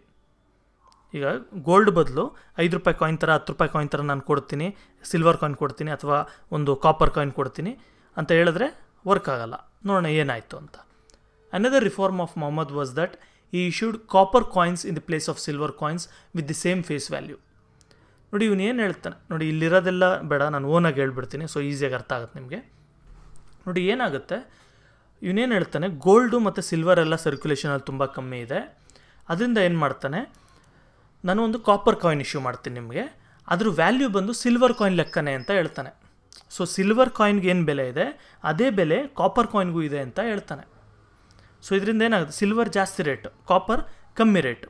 ಸೊ ಏನಾಗುತ್ತೆ, ಜನಗಳೆಲ್ಲ ಕೂಡ ಈ ಕಾಪರ್ ಕಾಯಿನ್ಗಳನ್ನ ಪ್ರಿಂಟ್ ಮಾಡೋಕ್ಕೆ ಅಥವಾ ಕಾಪರ್ ಕಾಯಿನ್ಗಳನ್ನ ಹಾಕೋದಕ್ಕೆ ಶುರು ಮಾಡಿಬಿಡ್ತಾರೆ. ಸೊ ಹಾಕ್ಬಿಟ್ಟು ಟ್ಯಾಕ್ಸ್ ಕಟ್ಟಬೇಕಾ, ಇನ್ನೊಂದು ಕೊಡಬೇಕಾ, ಯಾರಿಗಾದ್ರೂ ದುಡ್ಡು ಕೊಡಬೇಕಾ, ಅವಾಗೆಲ್ಲ ಕಾಪರ್ ಕಾಯಿನ್ಗಳನ್ನ ಕೊಡ್ತಾರೆ. ಸಿಲ್ವರ್ ಕಾಯಿನ್ಗಳೆಲ್ಲ ಕೂಡ ಎತ್ತಿಟ್ಕೊಳ್ತಾರೆ, ಯಾಕಂದರೆ ಕಾಪರ್ ಕಮ್ಮಿ ರೇಟು ಅಂತ. ಇದರಿಂದ ಜನಗಳಿಗೆ ತುಂಬ ಪ್ರಾಬ್ಲಮ್ ಆಗೋಗುತ್ತೆ. ಯಾರೂ ಕೂಡ ಕಾಪರ್ ಕಾಯಿನ್ ಅಕ್ಸೆಪ್ಟೇ ಮಾಡ್ಕೊಳ್ಳಲ್ಲ, ಈ ಥರ ಎಲ್ಲ ಶುರುವಾಗೋಗುತ್ತೆ. ಮತ್ತು ಎಲ್ಲ ಸಿಲ್ವರ್ ಕಾಯಿನ್ಗಳೆಲ್ಲ ಖಾಲಿ ಆಗ್ತಾ ಇರುತ್ತೆ, ಸಿಲ್ವರೇ ಇರೋದಿಲ್ಲ. ಇದನ್ನು ನೋಡ್ಬಿಟ್ಟು ಏನು ಅನಿಸುತ್ತೆ ಇವನಿಗೆ, ಓಕೆ ನಾನು ಮತ್ತೆ ತಪ್ಪು ಮಾಡಿದ್ದೀನಿ ಅಂತಂದ್ಬಿಟ್ಟು ಮತ್ತೆ ರಿವರ್ಸಲ್ ಮಾಡ್ತಾನೆ. ಅಂದರೆ ಏನು, ಯಾರ್ಯಾರಿಗೆ ನಾನು ಕಾಪರ್ ಕಾಯಿನ್ ಇಶ್ಯೂ ಮಾಡಿದ್ದೀನಿ ನಾನು ಟ್ರೆಷರಿಯಿಂದ, ಅವರೆಲ್ಲ ವಾಪಸ್ ಕೊಡ್ರಿ, ಅದ್ರ ಬದಲು ನಿಮ್ಗೆ ಸಿಲ್ವರ್ ಕಾಯಿನ್ ಕೊಡ್ತೀನಿ, ಈ ರೂಲ್ನ ಇವಾಗ ಎಂಡ್ ಮಾಡಿಬಿಡ್ತೀನಿ ಅಂತ. ಸೊ ಇವಾಗ ಏನು ಗೊತ್ತಾಗುತ್ತೆ, ಓಕೆ ನಾನು ಇಲ್ಲಿವರೆಗೂ ಕಾಪರ್ ಕಾಯಿನ್ನ ಹಾಕ್ಬಿಟ್ಟು ಬೇರೆ ಜನಗಳಿಗೆ ಕೊಡಬೇಕಾಗಿತ್ತು. ಅಂದರೆ ಕೋಟಾ ಕಾಪರ್ ಕಾಯಿನ್ನ ನಾನು ಬೇರೆ ಒಬ್ಬ ಬಿಸ್ನೆಸ್ ಮ್ಯಾನ್ಗೋ ಇನ್ನೊಬ್ಬಗೋ ಕೊಟ್ಟು ನಾನು ಪರ್ಚೇಸ್ ಮಾಡಬೇಕಿತ್ತು. ಈಗ ರಾಜನೇ ವಾಪಸ್ ತೊಗೊಳ್ತಾನೆ. ಸೊ ಏನು ಮಾಡೋಣ ಅಂತೇಳ್ಬಿಟ್ಟು ಎಲ್ಲ ಏನು ಮಾಡ್ತಾರೆ, ಕಾಪರ್ ಕಾಯಿನ್ಗಳನ್ನ ಇನ್ನೂ ಜಾಸ್ತಿ ಒಂದು ಪ್ರಿಂಟ್ ಮಾಡೋಕ್ಕೆ ಅಥವಾ ಹಾಕೋದಕ್ಕೆ ಶುರು ಮಾಡಿಬಿಡ್ತಾರೆ. ಮತ್ತೆ ಪ್ರಿಂಟ್ ಮಾಡಿ ಎಲ್ಲ ತಂದು ರಾಜನಿಗೆ ಅಥವಾ ಖಜಾನೆಗೆ ಕೊಡ್ತಾರೆ. ಇಲ್ಲಿರೋ ಸಿಲ್ವರ್ ಕಾಯಿನ್ನೆಲ್ಲ ತೊಗೊಂಡೋಗಿ ಅವ್ರು ಇಟ್ಕೊಳ್ತಾರೆ. ಇದರಿಂದ ತುಂಬ ಪ್ರಾಬ್ಲಮ್ ಆಗುತ್ತೆ. ಇದು ಯಾವುದೋ ಒಂದು ಬುಕ್ಕಲ್ಲಿ ಓದಿರೋದು ನಾನು, ಅದೊಂಥರ ಕತೆ ಥರ ಬುಕ್ ಅದು. ಯಾವ ರೀತಿ ಅಂದರೆ, ಇವನ ಗಾರ್ಡನ್ ಏನಿತ್ತು, ಇವನ ಅರಮನೆ ಸುತ್ತಮುತ್ತ, ಅದರಲ್ಲೆಲ್ಲ ಕೂಡ ಒಳ್ಳೆ ಬೆಟ್ಟಗಳ ಥರ ಕಾಪರ್ ಕಾಯಿನ್ಗಳು ಬಂದು ತುಂಬ್ಕೊಂಬಿಟ್ಟಿರುತ್ತೆ. ಅಷ್ಟು ವಾಪಸ್ ಬಂದಿರುತ್ತೆ. ಅಂದ್ರೇನು, ಇವನ ಹತ್ರ ಇರೋದು 100 ಕಾಪರ್ ಕಾಯಿನ್ನ ಇವನು ಹೊರಗಡೆ ಕಳಿಸಿದರೆ ವಾಪಸ್ ಬರೋಷ್ಟರಲ್ಲಿ ಅದು 300-400 ಕಾಪರ್ ಕಾಯಿನ್ಸು ಇವನಿಗೆ ವಾಪಸ್ ಬಂದಿರುತ್ತೆ. ಅಂದರೆ ಎಕ್ಸ್ಟ್ರಾ ಕೋಟಾ ಕಾಪರ್ ಕಾಯಿನ್ಸ್ ಅಂತ. ಇದರಿಂದ ಅವನು ಲಾಸ್ಟಲ್ಲಿ ತುಂಬ ತೊಂದರೆ ಆಗಿಬಿಡುತ್ತೆ. ಇವನ ಖಜಾನೆ ಎಲ್ಲ ಕೂಡ ಖಾಲಿ ಆಗೋಗ್ಬಿಡುತ್ತೆ. Discontented by Mohammad's rule, people revolted. While he was putting down a revolt in Sindh province, he died of fever. ನೋಡಿರಿ, ತುಗ್ಲಕ್ ಏನಿದ್ದಾನೆ, ಮೊಹಮ್ಮದ್ ಬಿನ್ ತುಗ್ಲಕ್, ಇವನು ರೂಲ್ ಮಾಡ್ತಾರಂಥ ಟೈಮಲ್ಲಿ ಈ ಥರ ಎಲ್ಲ ಮಾಡಿದ್ಮೇಲೆ ಜನಗಳಿಗೆಲ್ಲ ಕೂಡ ಒಂದು ಸ್ವಲ್ಪ ಕೋಪ ಬರುತ್ತೆ. ಅವರೆಲ್ಲ ಏನು ಮಾಡ್ತಾರೆ, ಇವನ ವಿರುದ್ಧ ತಿರುಗಿ ಬೀಳ್ತಾರೆ, ಈ ಥರ ಮಾಡ್ದ ಅಂತ. ಆ ಥರ ತಿರುಗಿ ಬಿದ್ದಾಗ ಅದನ್ನೆಲ್ಲ ಸಪ್ರೆಸ್ ಮಾಡೋಕ್ಕೆ ಹೋಗಿರ್ತಾನೆ ಸಿಂಧ್ ಪ್ರಾವಿನ್ಸ್ಗೆ. ಅಲ್ಲಿ ಇವನಿಗೆ ಜ್ವರ ಬಂದು ಸತ್ತೋಗ್ಬಿಡ್ತಾನೆ. After the Tughlaq rule, the Sayyid and the Lodhi dynasties ruled from Delhi for a short period. ನೋಡಿರಿ, ತುಗ್ಲಕ್ ಡೈನೆಸ್ಟಿ ಎಂಡ್ ಆದಮೇಲೆ ನೀವು ನೋಡ್ಬೋದು. ಮೊದಲನೇದಾಗಿ ಸ್ಲೇವ್ ಡೈನೆಸ್ಟಿ ಬರುತ್ತೆ, ಆಮೇಲೆ ಖಿಲ್ಜಿ ಡೈನೆಸ್ಟಿ, ಆಮೇಲೆ Tughlaq dynasty. So Tughlaq dynasty ಬಂದ ಮೇಲೆ, ಈ ಡೈನೆಸ್ಟಿ ಎಂಡ್ ಆದಮೇಲೆ, ಮೊಹಮ್ಮದ್ ಬಿನ್ ತುಘಲಕ್ ಆದಮೇಲೂ ಕೂಡ ಸುಮಾರು ರಾಜರು ಬರ್ತಾರೆ, ಅದೆಲ್ಲ ಹೈಯರ್ ಕ್ಲಾಸಸ್ ನೋಡ್ತೀರಾ. ಸೊ ಈ ಒಂದು ಡೈನೆಸ್ಟಿ ಎಂಡ್ ಆದಮೇಲೆ ಸೈಯದ್ ಡೈನೆಸ್ಟಿ ಅಂತ ಬರುತ್ತೆ, ಅದಾದಮೇಲೆ ಲೋಧಿ ಡೈನೆಸ್ಟಿ ಅಂತ ಬರುತ್ತೆ. ಇವರು ಸ್ವಲ್ಪ ವರ್ಷ ಮಾತ್ರ ರೂಲ್ ಮಾಡ್ತಾರೆ. ಇಲ್ಲಿ ಒಂದು ಇದು ಹಾಕಿದ್ದಾರೆ, ತೋರಿಸ್ತೀನಿ ರೀ ಎಷ್ಟುವರೆಗೂ ರೂಲ್ ಮಾಡ್ತಾರೆ ಅಂತ. ಓಕೆ, ಇದ್ರ ಬಗ್ಗೆ ಇಲ್ಲ, ಆಲ್ಮೋಸ್ಟ್ ಆಲ್ ಒಂದು 200 ವರ್ಷ ಏನೋ ರೂಲ್ ಮಾಡ್ತಾರೆ ಇದಾದಮೇಲೆ.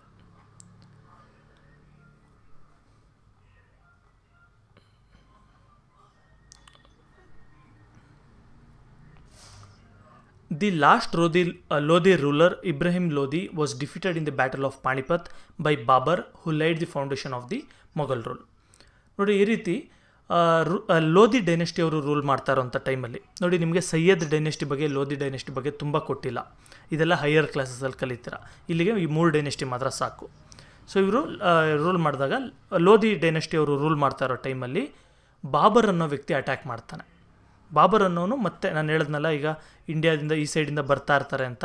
ಸೊ ಈ ಥರ ಫರ್ಗಣ ಅಂತೆಲ್ಲ ಜಾಗ ಇರುತ್ತೆ ಈ ಸೈಡು. ಸೊ ಇಲ್ಲಿಂದ ಎಲ್ಲ ಬಂದು ಬಾಬರ್ ಅನ್ನೋಂಥ ವ್ಯಕ್ತಿ ಅಟ್ಯಾಕ್ ಮಾಡಿಬಿಟ್ಟು ಈ ಲೋಧಿ ಡೈನೆಸ್ಟಿ ಅವ್ರನ್ನ ಸೋಲಿಸ್ಬಿಟ್ಟು, ಇಬ್ರಾಹಿಂ ಲೋಧಿನ, ಮೊಘಲ್ ಡೈನೆಸ್ಟಿನ ಶುರು ಮಾಡ್ತಾನೆ. ಅದು ನೆಕ್ಸ್ಟ್ ಚಾಪ್ಟರ್ಸಲ್ಲೆಲ್ಲ ನಾವು ಕಲಿತೀವಿ. ಈಗ ಕಾಂಟ್ರಿಬ್ಯೂಷನ್ಸ್ ಏನೇನು ಡೆಲ್ಲಿ ಸುಲ್ತಾನ್ಸ್ದು ನೋಡೋಣ. Administration. Although the Hindus formed the majority under the Sultanate, the administration functioned on Islamic lines. ನೋಡಿ, ಜಾಸ್ತಿ ಒಂದು ಅಡ್ಮಿನಿಸ್ಟ್ರೇಷನಲ್ಲೆಲ್ಲ ಕೂಡ ಹಿಂದೂಸೇ ಇದ್ದರೂ ಕೂಡ, ಅಥವಾ ಪಾಪ್ಯುಲೇಷನ್ ಜಾಸ್ತಿ ಜನಗಳೆಲ್ಲ ಹಿಂದೂಸೇ ಆಗಿದ್ರು ಕೂಡ, ಡೆಲ್ಲಿ ಸುಲ್ತಾನೇಟಲ್ಲಿ ರೂಲ್ ಎಲ್ಲ ಕೂಡ ಇಸ್ಲಾಮಿಕ್ ಲೈನ್ಸಲ್ಲೇ ಇರ್ತಾಯಿತ್ತು. ಅಂದರೆ ಮುಸ್ಲಿಮ್ ಇದರಲ್ಲಿ ಏನೇನು ರೂಲ್ಸ್ ಇರುತ್ತೆ ಆ ರೂಲ್ಸ್ ಪ್ರಕಾರನೇ ಹಿಂದೂಸ್ ಕೂಡ ನಡ್ಕೊಳ್ಬೇಕಿತ್ತು. The army formed the backbone of the state. ನೋಡಿ, ಆರ್ಮಿ ತುಂಬ ಇಂಪಾರ್ಟೆಂಟ್ ಆಯಿತು. ಅದಕ್ಕೂ ಮೊದಲು ಆರ್ಮಿ ಇತ್ತು ನಮ್ಮ ಒಂದು ದೇಶದ ರಾಜರ ಹತ್ರ ಎಲ್ಲ, ಆದರೆ ಆರ್ಮಿನೇ ತುಂಬ ಇಂಪಾರ್ಟೆಂಟ್ ಇರಲಿಲ್ಲ. ಎಲ್ಲ ಜನಗಳು ಇಂಪಾರ್ಟೆಂಟ್ ಇದ್ದರು, ಬಿಸ್ನೆಸ್ ಮೆನ್ಗಳು ತುಂಬ ಇಂಪಾರ್ಟೆಂಟ್ ಇದ್ದರು, ಈ ರೀತಿ. ಆದರೆ ಇಲ್ಲಿ ಆರ್ಮಿ ಮಾತ್ರ ತುಂಬ ಇಂಪಾರ್ಟೆಂಟ್ ಆಗಿಬಿಡುತ್ತೆ. The sultans were absolute. ನೋಡಿ, ಸುಲ್ತಾನ್ಸ್ ಯಾರ ಮಾತು ಕೇಳ್ತಾ ಇರಲಿಲ್ಲ, ಸುಲ್ತಾನ್ ಏನು ಹೇಳ್ತಾನೆ ಅದು ಮಾತ್ರ ನಡೀತಾ ಇತ್ತು. ಆದರೆ ನಮ್ಮ ರಾಜರ ಹತ್ರ ಆ ಥರ ಇಲ್ಲ, ಎಲ್ಲರೂ ಬೇರೆಯವರು ಹೇಳೋದು ಕೂಡ ನಡೆಯೋದಿತ್ತು. Balban, a notable sultan, declared that he was God's representative and hence accountable to God alone.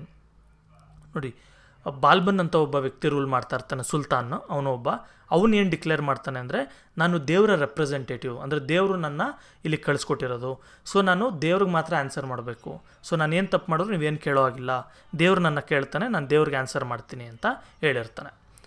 The sultans, however, had to face frequent revolts of the local rulers and were always fearful of losing power. ನೋಡಿ, ಸುಲ್ತಾನ್ಸ್ ಏನು ಮಾಡ್ತಾರೆ, ಇವರು conquer ಮಾಡಿ rule ಮಾಡ್ತಾಯಿದ್ರು ಕೂಡ, ನಮ್ಮ ಜನರು local rulers ಏನಿದ್ರು ಇಂಡಿಯನ್ಸ್ ರಾಜರು, ಇವರೆಲ್ಲ ಕೂಡ ಇವ್ರ ವಿರುದ್ಧ ತಿರುಗಿ ಬೀಳ್ತಾಯಿದ್ರು ಅವಾಗವಾಗ. ಇದರಿಂದ ತುಂಬ ತೊಂದರೆಯಾಗಿ ಸುಲ್ತಾನ್ಸ್ಗೆ ಯಾವಾಗೂ ತುಂಬ ಭಯ ಶುರುವಾಗೋಗಿತ್ತು. ನೆಕ್ಸ್ಟ್, ಎಕಾನಮಿ ಬಗ್ಗೆ ನೋಡೋಣ. The burden of land tax heavily fell on the peasants. Land tax ತುಂಬ ಜಾಸ್ತಿ ಆಗೋಗಿತ್ತು. ಸೊ ಫಾರ್ಮರ್ಸ್ ಅಥವಾ ಪೆಸೆಂಟ್ಸ್ ಏನಿದ್ರು, ಪೆಸೆಂಟ್ಸ್ ಅಂದರೆ ಫಾರ್ಮರ್ಸ್ ಅಂದ್ಕೊಳ್ಳಿ, ಸ್ವಲ್ಪ ಮಾತ್ರ ಡಿಫ್ರೆನ್ಸ್ ಅದು. ಸೊ ಈ ಫಾರ್ಮರ್ಸ್ಗೆಲ್ಲ ಕೂಡ ತುಂಬ ಕಷ್ಟ ಆಗೋಯಿತು. Mohammad bin Tughlaq further increased the land revenue and got it collected mercilessly. ನೋಡಿ, ಮೊಹಮ್ಮದ್ ಬಿನ್ ತುಘಲಕ್ ಏನು ಮಾಡ್ತಾನೆ, ಈ ಲ್ಯಾಂಡ್ ರೆವಿನ್ಯೂನ ಅಥವಾ ಟ್ಯಾಕ್ಸ್ ಏನಿತ್ತು ಜಮೀನ್ ಮೇಲೆ, ಇದನ್ನು ಜಾಸ್ತಿ ಮಾಡಿಬಿಟ್ಟು ಕಟ್ಟಲಿಲ್ಲ ಅಂದರೆ ಅವ್ರಿಗೆ ತೊಂದರೆ ಕೊಡೋದೆಲ್ಲ ಮಾಡಿಬಿಡ್ತಾನೆ. Consequently ಪೆಸೆಂಟ್ಸ್ ರಿವೋಲ್ಟೆಡ್ everywhere. ಇದರಿಂದ ಪೆಸೆಂಟ್ಸ್ ಏನಿದ್ದಾರೆ ಎಲ್ಲ ಕಡೆ ಕೂಡ ತಿರುಗಿ ಬೀಳೋಕ್ಕೆ ಶುರು ಮಾಡ್ತಾರೆ. Weaving was a major occupation of the people. The cities provided employment to a large number of workers on account of brisk building activities taking place there. ನೋಡಿ, ಈ ಟೈಮಲ್ಲಿ ಅಗ್ರಿಕಲ್ಚರ್ ಜೊತೆಗೆ ವೀವಿಂಗ್ ಕೂಡ ತುಂಬ ಇಂಪಾರ್ಟೆಂಟ್ ಆಗಿತ್ತು. ವೀವಿಂಗ್ ಅಂದ್ರೇನು, ಬಟ್ಟೆ ಹೆಣೆಯುವಂಥದ್ದು. So ಇದು ತುಂಬ ಜನ ಮಾಡ್ತಾಯಿದ್ರು. The cities provided employment to a large number of workers on account of brisk building activities taking place there. ಸಿಟೀಸಲ್ಲಿ ತುಂಬ ಜನಗಳಿಗೆ ಕೆಲಸ ಸಿಗ್ತಾ ಇತ್ತು. ಯಾಕೆಂದರೆ ಏನಾದರೂ ಒಂದು ಕಟ್ಟಿಸ್ತಾ ಇರ್ತಾಯಿದ್ರು ರಾಜರು, ಅಥವಾ ಏನಾದರೂ ಒಂದು ಫ್ಯಾಕ್ಟ್ರಿಗಳು, ಅಂದರೆ ಫ್ಯಾಕ್ಟ್ರಿ ಅಂದರೆ ಇವಾಗ ಇರ್ತಾರಲ್ಲ, ಏನಾದರೂ ಒಂದು ಮಗ್ಗಗಳಿರ್ಬೋದು, ಅಥವಾ ಕ್ಲಾತ್ ವೀವಿಂಗು, ಪಾಟ್ರಿ ಮೇಕಿಂಗ್, ಈ ಥರದ್ದು ಪೇಂಟಿಂಗ್ ಇರ್ಬೋದು, ಬಿಲ್ಡಿಂಗ್ ಕಟ್ಟೋ ಒಂದು ಕೂಲಿ ಇರ್ಬೋದು, ಇದೆಲ್ಲ ಇದ್ದಿದ್ದರಿಂದ ಸುಮಾರು ಜನ ಎಲ್ಲ ಬಂದು ಸಿಟಿಗಳಲ್ಲಿ ಸೆಟಲ್ ಆಗ್ತಾ ಇರ್ತಾರೆ. The sultans were mainly importing horses. ಈ ಸುಲ್ತಾನ್ಸ್ ಜಾಸ್ತಿ ಏನು ಇಂಪೋರ್ಟ್ ಅಂದರೆ ಬೇರೆ ದೇಶದಿಂದ ಏನು ತರಿಸ್ಕೊಳ್ತಾ ಇರ್ತಾರೆ, ಕುದುರೆಗಳನ್ನ ತರಿಸ್ಕೊಳ್ತಾ ಇರ್ತಾರೆ. ಯಾಕಂದರೆ ಇಂಡಿಯಾದಲ್ಲಿ ಅಷ್ಟು ಕುದುರೆಗಳು ಸಿಗ್ತಾ ಇರಲ್ಲ. Next, architecture and literature. The main structures built by sultans were the famous Qutub Minar. ನೋಡಿರಿ, ಈಗ ಯಾವ್ಯಾವ ಬಿಲ್ಡಿಂಗ್ಗಳು ಕಟ್ಟಿದ್ರು ಸುಲ್ತಾನ್ಸು? ತುಂಬ ಫೇಮಸ್ ಅಂತ ಹೇಳಿದ್ರೆ ಕುತುಬ್ ಮಿನಾರ್ ಅಂತ, ಇದು 17 ಮೀಟರಷ್ಟು ಹೈಟ್ ಇದೆ. ನೆಕ್ಸ್ಟ್ ಬಂದು ಅಲೈ ದರ್ವಾಜಾ ಅಂತ, ಎನ್ ಇಂಪ್ರೆಸಿವ್ ಎಂಟ್ರೆನ್ಸ್, ಇದೊಂಥರ ಎಂಟ್ರೆನ್ಸ್ ಥರ, ಇವಾಗ ನಾವು ಒಂದು ಪಾರ್ಕ್ಗೆಲ್ಲ ಗೇಟ್ ಮಾಡಿರಲ್ವ ಎಂಟ್ರೆನ್ಸ್, ಆ ಥರ. Quwwatul Islam mosque and the fort of Siri. Quwwatul Islam ಅಂತೇಳಿ ಒಂದು ಮಸೀದಿ ಇದೆ, ಮತ್ತು ಒಂದು ಸಿರಿ ಫೋರ್ಟ್ ಅಂತ ಇದೆ, ಇದು ಡೆಲ್ಲಿ ಸುತ್ತಮುತ್ತ ಇರೋವಂಥದ್ದು, ಹಾಳಾಗ್ಬಿಟ್ಟಿದೆ already. All these are in Delhi. During the sultanate period the Urdu language evolved. ನೋಡಿ, ಈಗ ಉರ್ದು ಲ್ಯಾಂಗ್ವೇಜ್ ನಿಮಗೆ ಗೊತ್ತಿರುತ್ತೆ, ಸುಮಾರು ಕಡೆ ಎಲ್ಲ ಉರ್ದು ಎಲ್ಲ ಮಾಡ್ತಾ ಇರ್ತಾರಲ್ಲ, ಸೊ ಈ ಲ್ಯಾಂಗ್ವೇಜ್ ಎವಾಲ್ವ್ ಆಗೋದು ಕೂಡ ಡೆಲ್ಲಿ ಸುಲ್ತಾನೇಟ್ ಟೈಮಲ್ಲಿ. Amir Khusrau and Amir Hasan were the great Persian poets of this period. ನೋಡಿ, ಈ ಒಂದು ಟೈಮಲ್ಲಿದ್ದಂಥ ಪೊಯಿಟ್ಸ್ಗಳಲ್ಲಿ ತುಂಬ ಗ್ರೇಟ್ ಪೊಯಿಟ್ಸ್ ಬಂದು ಅಮೀರ್ ಖುಸ್ರಾವ್ ಮತ್ತು Amir Hasan. Amir Khusrau was a great musician and evolved musical instruments such as tabla, sitar and others. ನೋಡಿರಿ, ಅಮೀರ್ ಖುಸ್ರೋ ಇವರೆಲ್ಲ ಕೂಡ ಗ್ರೇಟ್ ಮ್ಯೂಸಿಷಿಯನ್ಸ್ ಆಗಿರ್ತಾರೆ, ಮತ್ತು ಇವರಿಗೆ ತಬ್ಲಾ, ಸಿತಾರ್ ಇವೆಲ್ಲ ಕೂಡ ಇವರು ಕಲ್ತಿರೋವಂಥದ್ದು. The poet Jayasi wrote Padmavat in Urdu which is a Sufi poem. Jayasi ಅನ್ನೋಂಥ ಒಬ್ಬ ಪೊಯಿಟ್ ಪದ್ಮಾವತ್ ಅಂತ ಒಂದು ಉರ್ದುವಲ್ಲಿ ಒಂದು ಪೊಯಮ್ನ ಕೂಡ ಬರೀತಾನೆ. Ramananda, Kabir Das, Raidas and Mirabai belonged to this period. ನೋಡಿ, ಈ ಒಂದು ರಮಾನಂದ, ಕಬೀರ್ ದಾಸ್, ರಾಯ್ದಾಸ್ ಇವರೆಲ್ಲ, ಮೀರಾಬಾಯಿ ಇವರೆಲ್ಲ ಏನು ಹೇಳ್ತೀವಿ ನಾವು, ಇವರೆಲ್ಲ ಒಂದು ಸೋಷಿಯಲ್ ರಿಫಾರ್ಮರ್ಸ್, ರಿಲಿಜಿಯಸ್ ರಿಫಾರ್ಮರ್ಸ್ ಅಂತ, ಅವರೆಲ್ಲ ಕೂಡ ಈ ಒಂದು ಟೈಮ್ ಪೀರಿಯಡ್ಗೆ ಸೇರಿದಂಥವ್ರು. ಸೊ ಫೈನಲಿ ಕ್ರೊನಾಲಜಿ ಇದೆ, ನೋಡ್ಕೊಳ್ಳಿ. ಇದರದ್ದು ಒಂದು ಸಿಂಪ್ಲಿಫಿಕೇಷನ್ ಮಾಡಿ ನಾನೊಂದು PPT ಕೂಡ ಹಾಕಿದ್ದೆ, ನೀವು ಸ್ಟಾರ್ಟಿಂಗಲ್ಲಿ ನೋಡ್ಬೋದು, ಒಂದು ಪಾಸ್ ಮಾಡಿ ನೋಡ್ಕೊಳ್ಳಿ ಅದನ್ನು ಕೂಡ. ಇದು ಯಾರ್ಯಾರು ಎಲ್ಲೆಲ್ಲಿ ರೂಲ್ ಮಾಡಿದ್ರು ಅಂತ. So Arab invasion of Sindh ಆಗೋದು 712ಅಲ್ಲಿ, ಗಜ್ನಿಸ್ ಇನ್ವೇಷನ್ ಆಗೋದು ಬಂದು 1000 to 1026, 17 ಸರಿ ಇನ್ವೇಡ್ ಮಾಡ್ತಾನೆ ಇವನು ಈ ಒಂದು ಟೈಮ್ ಪೀರಿಯಡ್ ಮಧ್ಯದಲ್ಲಿ, 26-27 ವರ್ಷಗಳಲ್ಲಿ. Next first battle of terrain, second battle of terrain, ಒಂದು 1191ಅಲ್ಲಾಗುತ್ತೆ, ಒಂದು 1192ಅಲ್ಲಾಗುತ್ತೆ. ಡೆಲ್ಲಿ ಸುಲ್ತಾನ್ಸ್ 1206ಇಂದ 1526ವರೆಗೂ ರೂಲ್ ಮಾಡ್ತಾರೆ. ಇದರಲ್ಲಿ ಇಂಪಾರ್ಟೆಂಟ್ ರೂಲರ್ಸು ಎಲ್ಲಿಂದ ಎಲ್ಲಿವರೆಗೂ ರೂಲ್ ಮಾಡಿದ್ರು ಅಂತ. Finally battle of Panipat and the beginning of Mughal rule. ಈ ಬ್ಯಾಟಲ್ ಆಫ್ ಪಾಣಿಪತ್ ಬಗ್ಗೆ ನಿಮಗೆ ನೆಕ್ಸ್ಟ್ ಚಾಪ್ಟ್ರಲ್ಲಿ ತುಂಬ ಬರುತ್ತೆ. ಇದು 1526ಅಲ್ಲಿ ನಡೆಯುತ್ತೆ, ಬಾಬರ್ ಮತ್ತು ಇಬ್ರಾಹಿಂ ಲೋಧಿ ಮಧ್ಯದಲ್ಲಿ. ಸೊ ಆ ಒಂದಿದು. ಸೊ ಇಲ್ಲಿಗೆ ನಿಮಗೆ ಕಂಪ್ಲೀಟಾಗಿ ಅರ್ಥ ಆಗಿದೆ ಅಂದ್ಕೊಳ್ತೀನಿ. ಒಂದು ವೇಳೆ ನಿಮ್ಗೇನಾದರೂ ಡೌಟ್ ಇತ್ತು ಅಂದ್ಕೊಳ್ಳಿ, ಅದನ್ನು ಕೂಡ ಕಮೆಂಟ್ ಸೆಕ್ಷನಲ್ಲಿ ಕಮೆಂಟ್ ಮಾಡಿ, ನಾನು ಅದನ್ನು ಕ್ಲಿಯರ್ ಮಾಡಿ ಕೊಡ್ತೀನಿ. ಓಕೆ, ಬಾಯ್.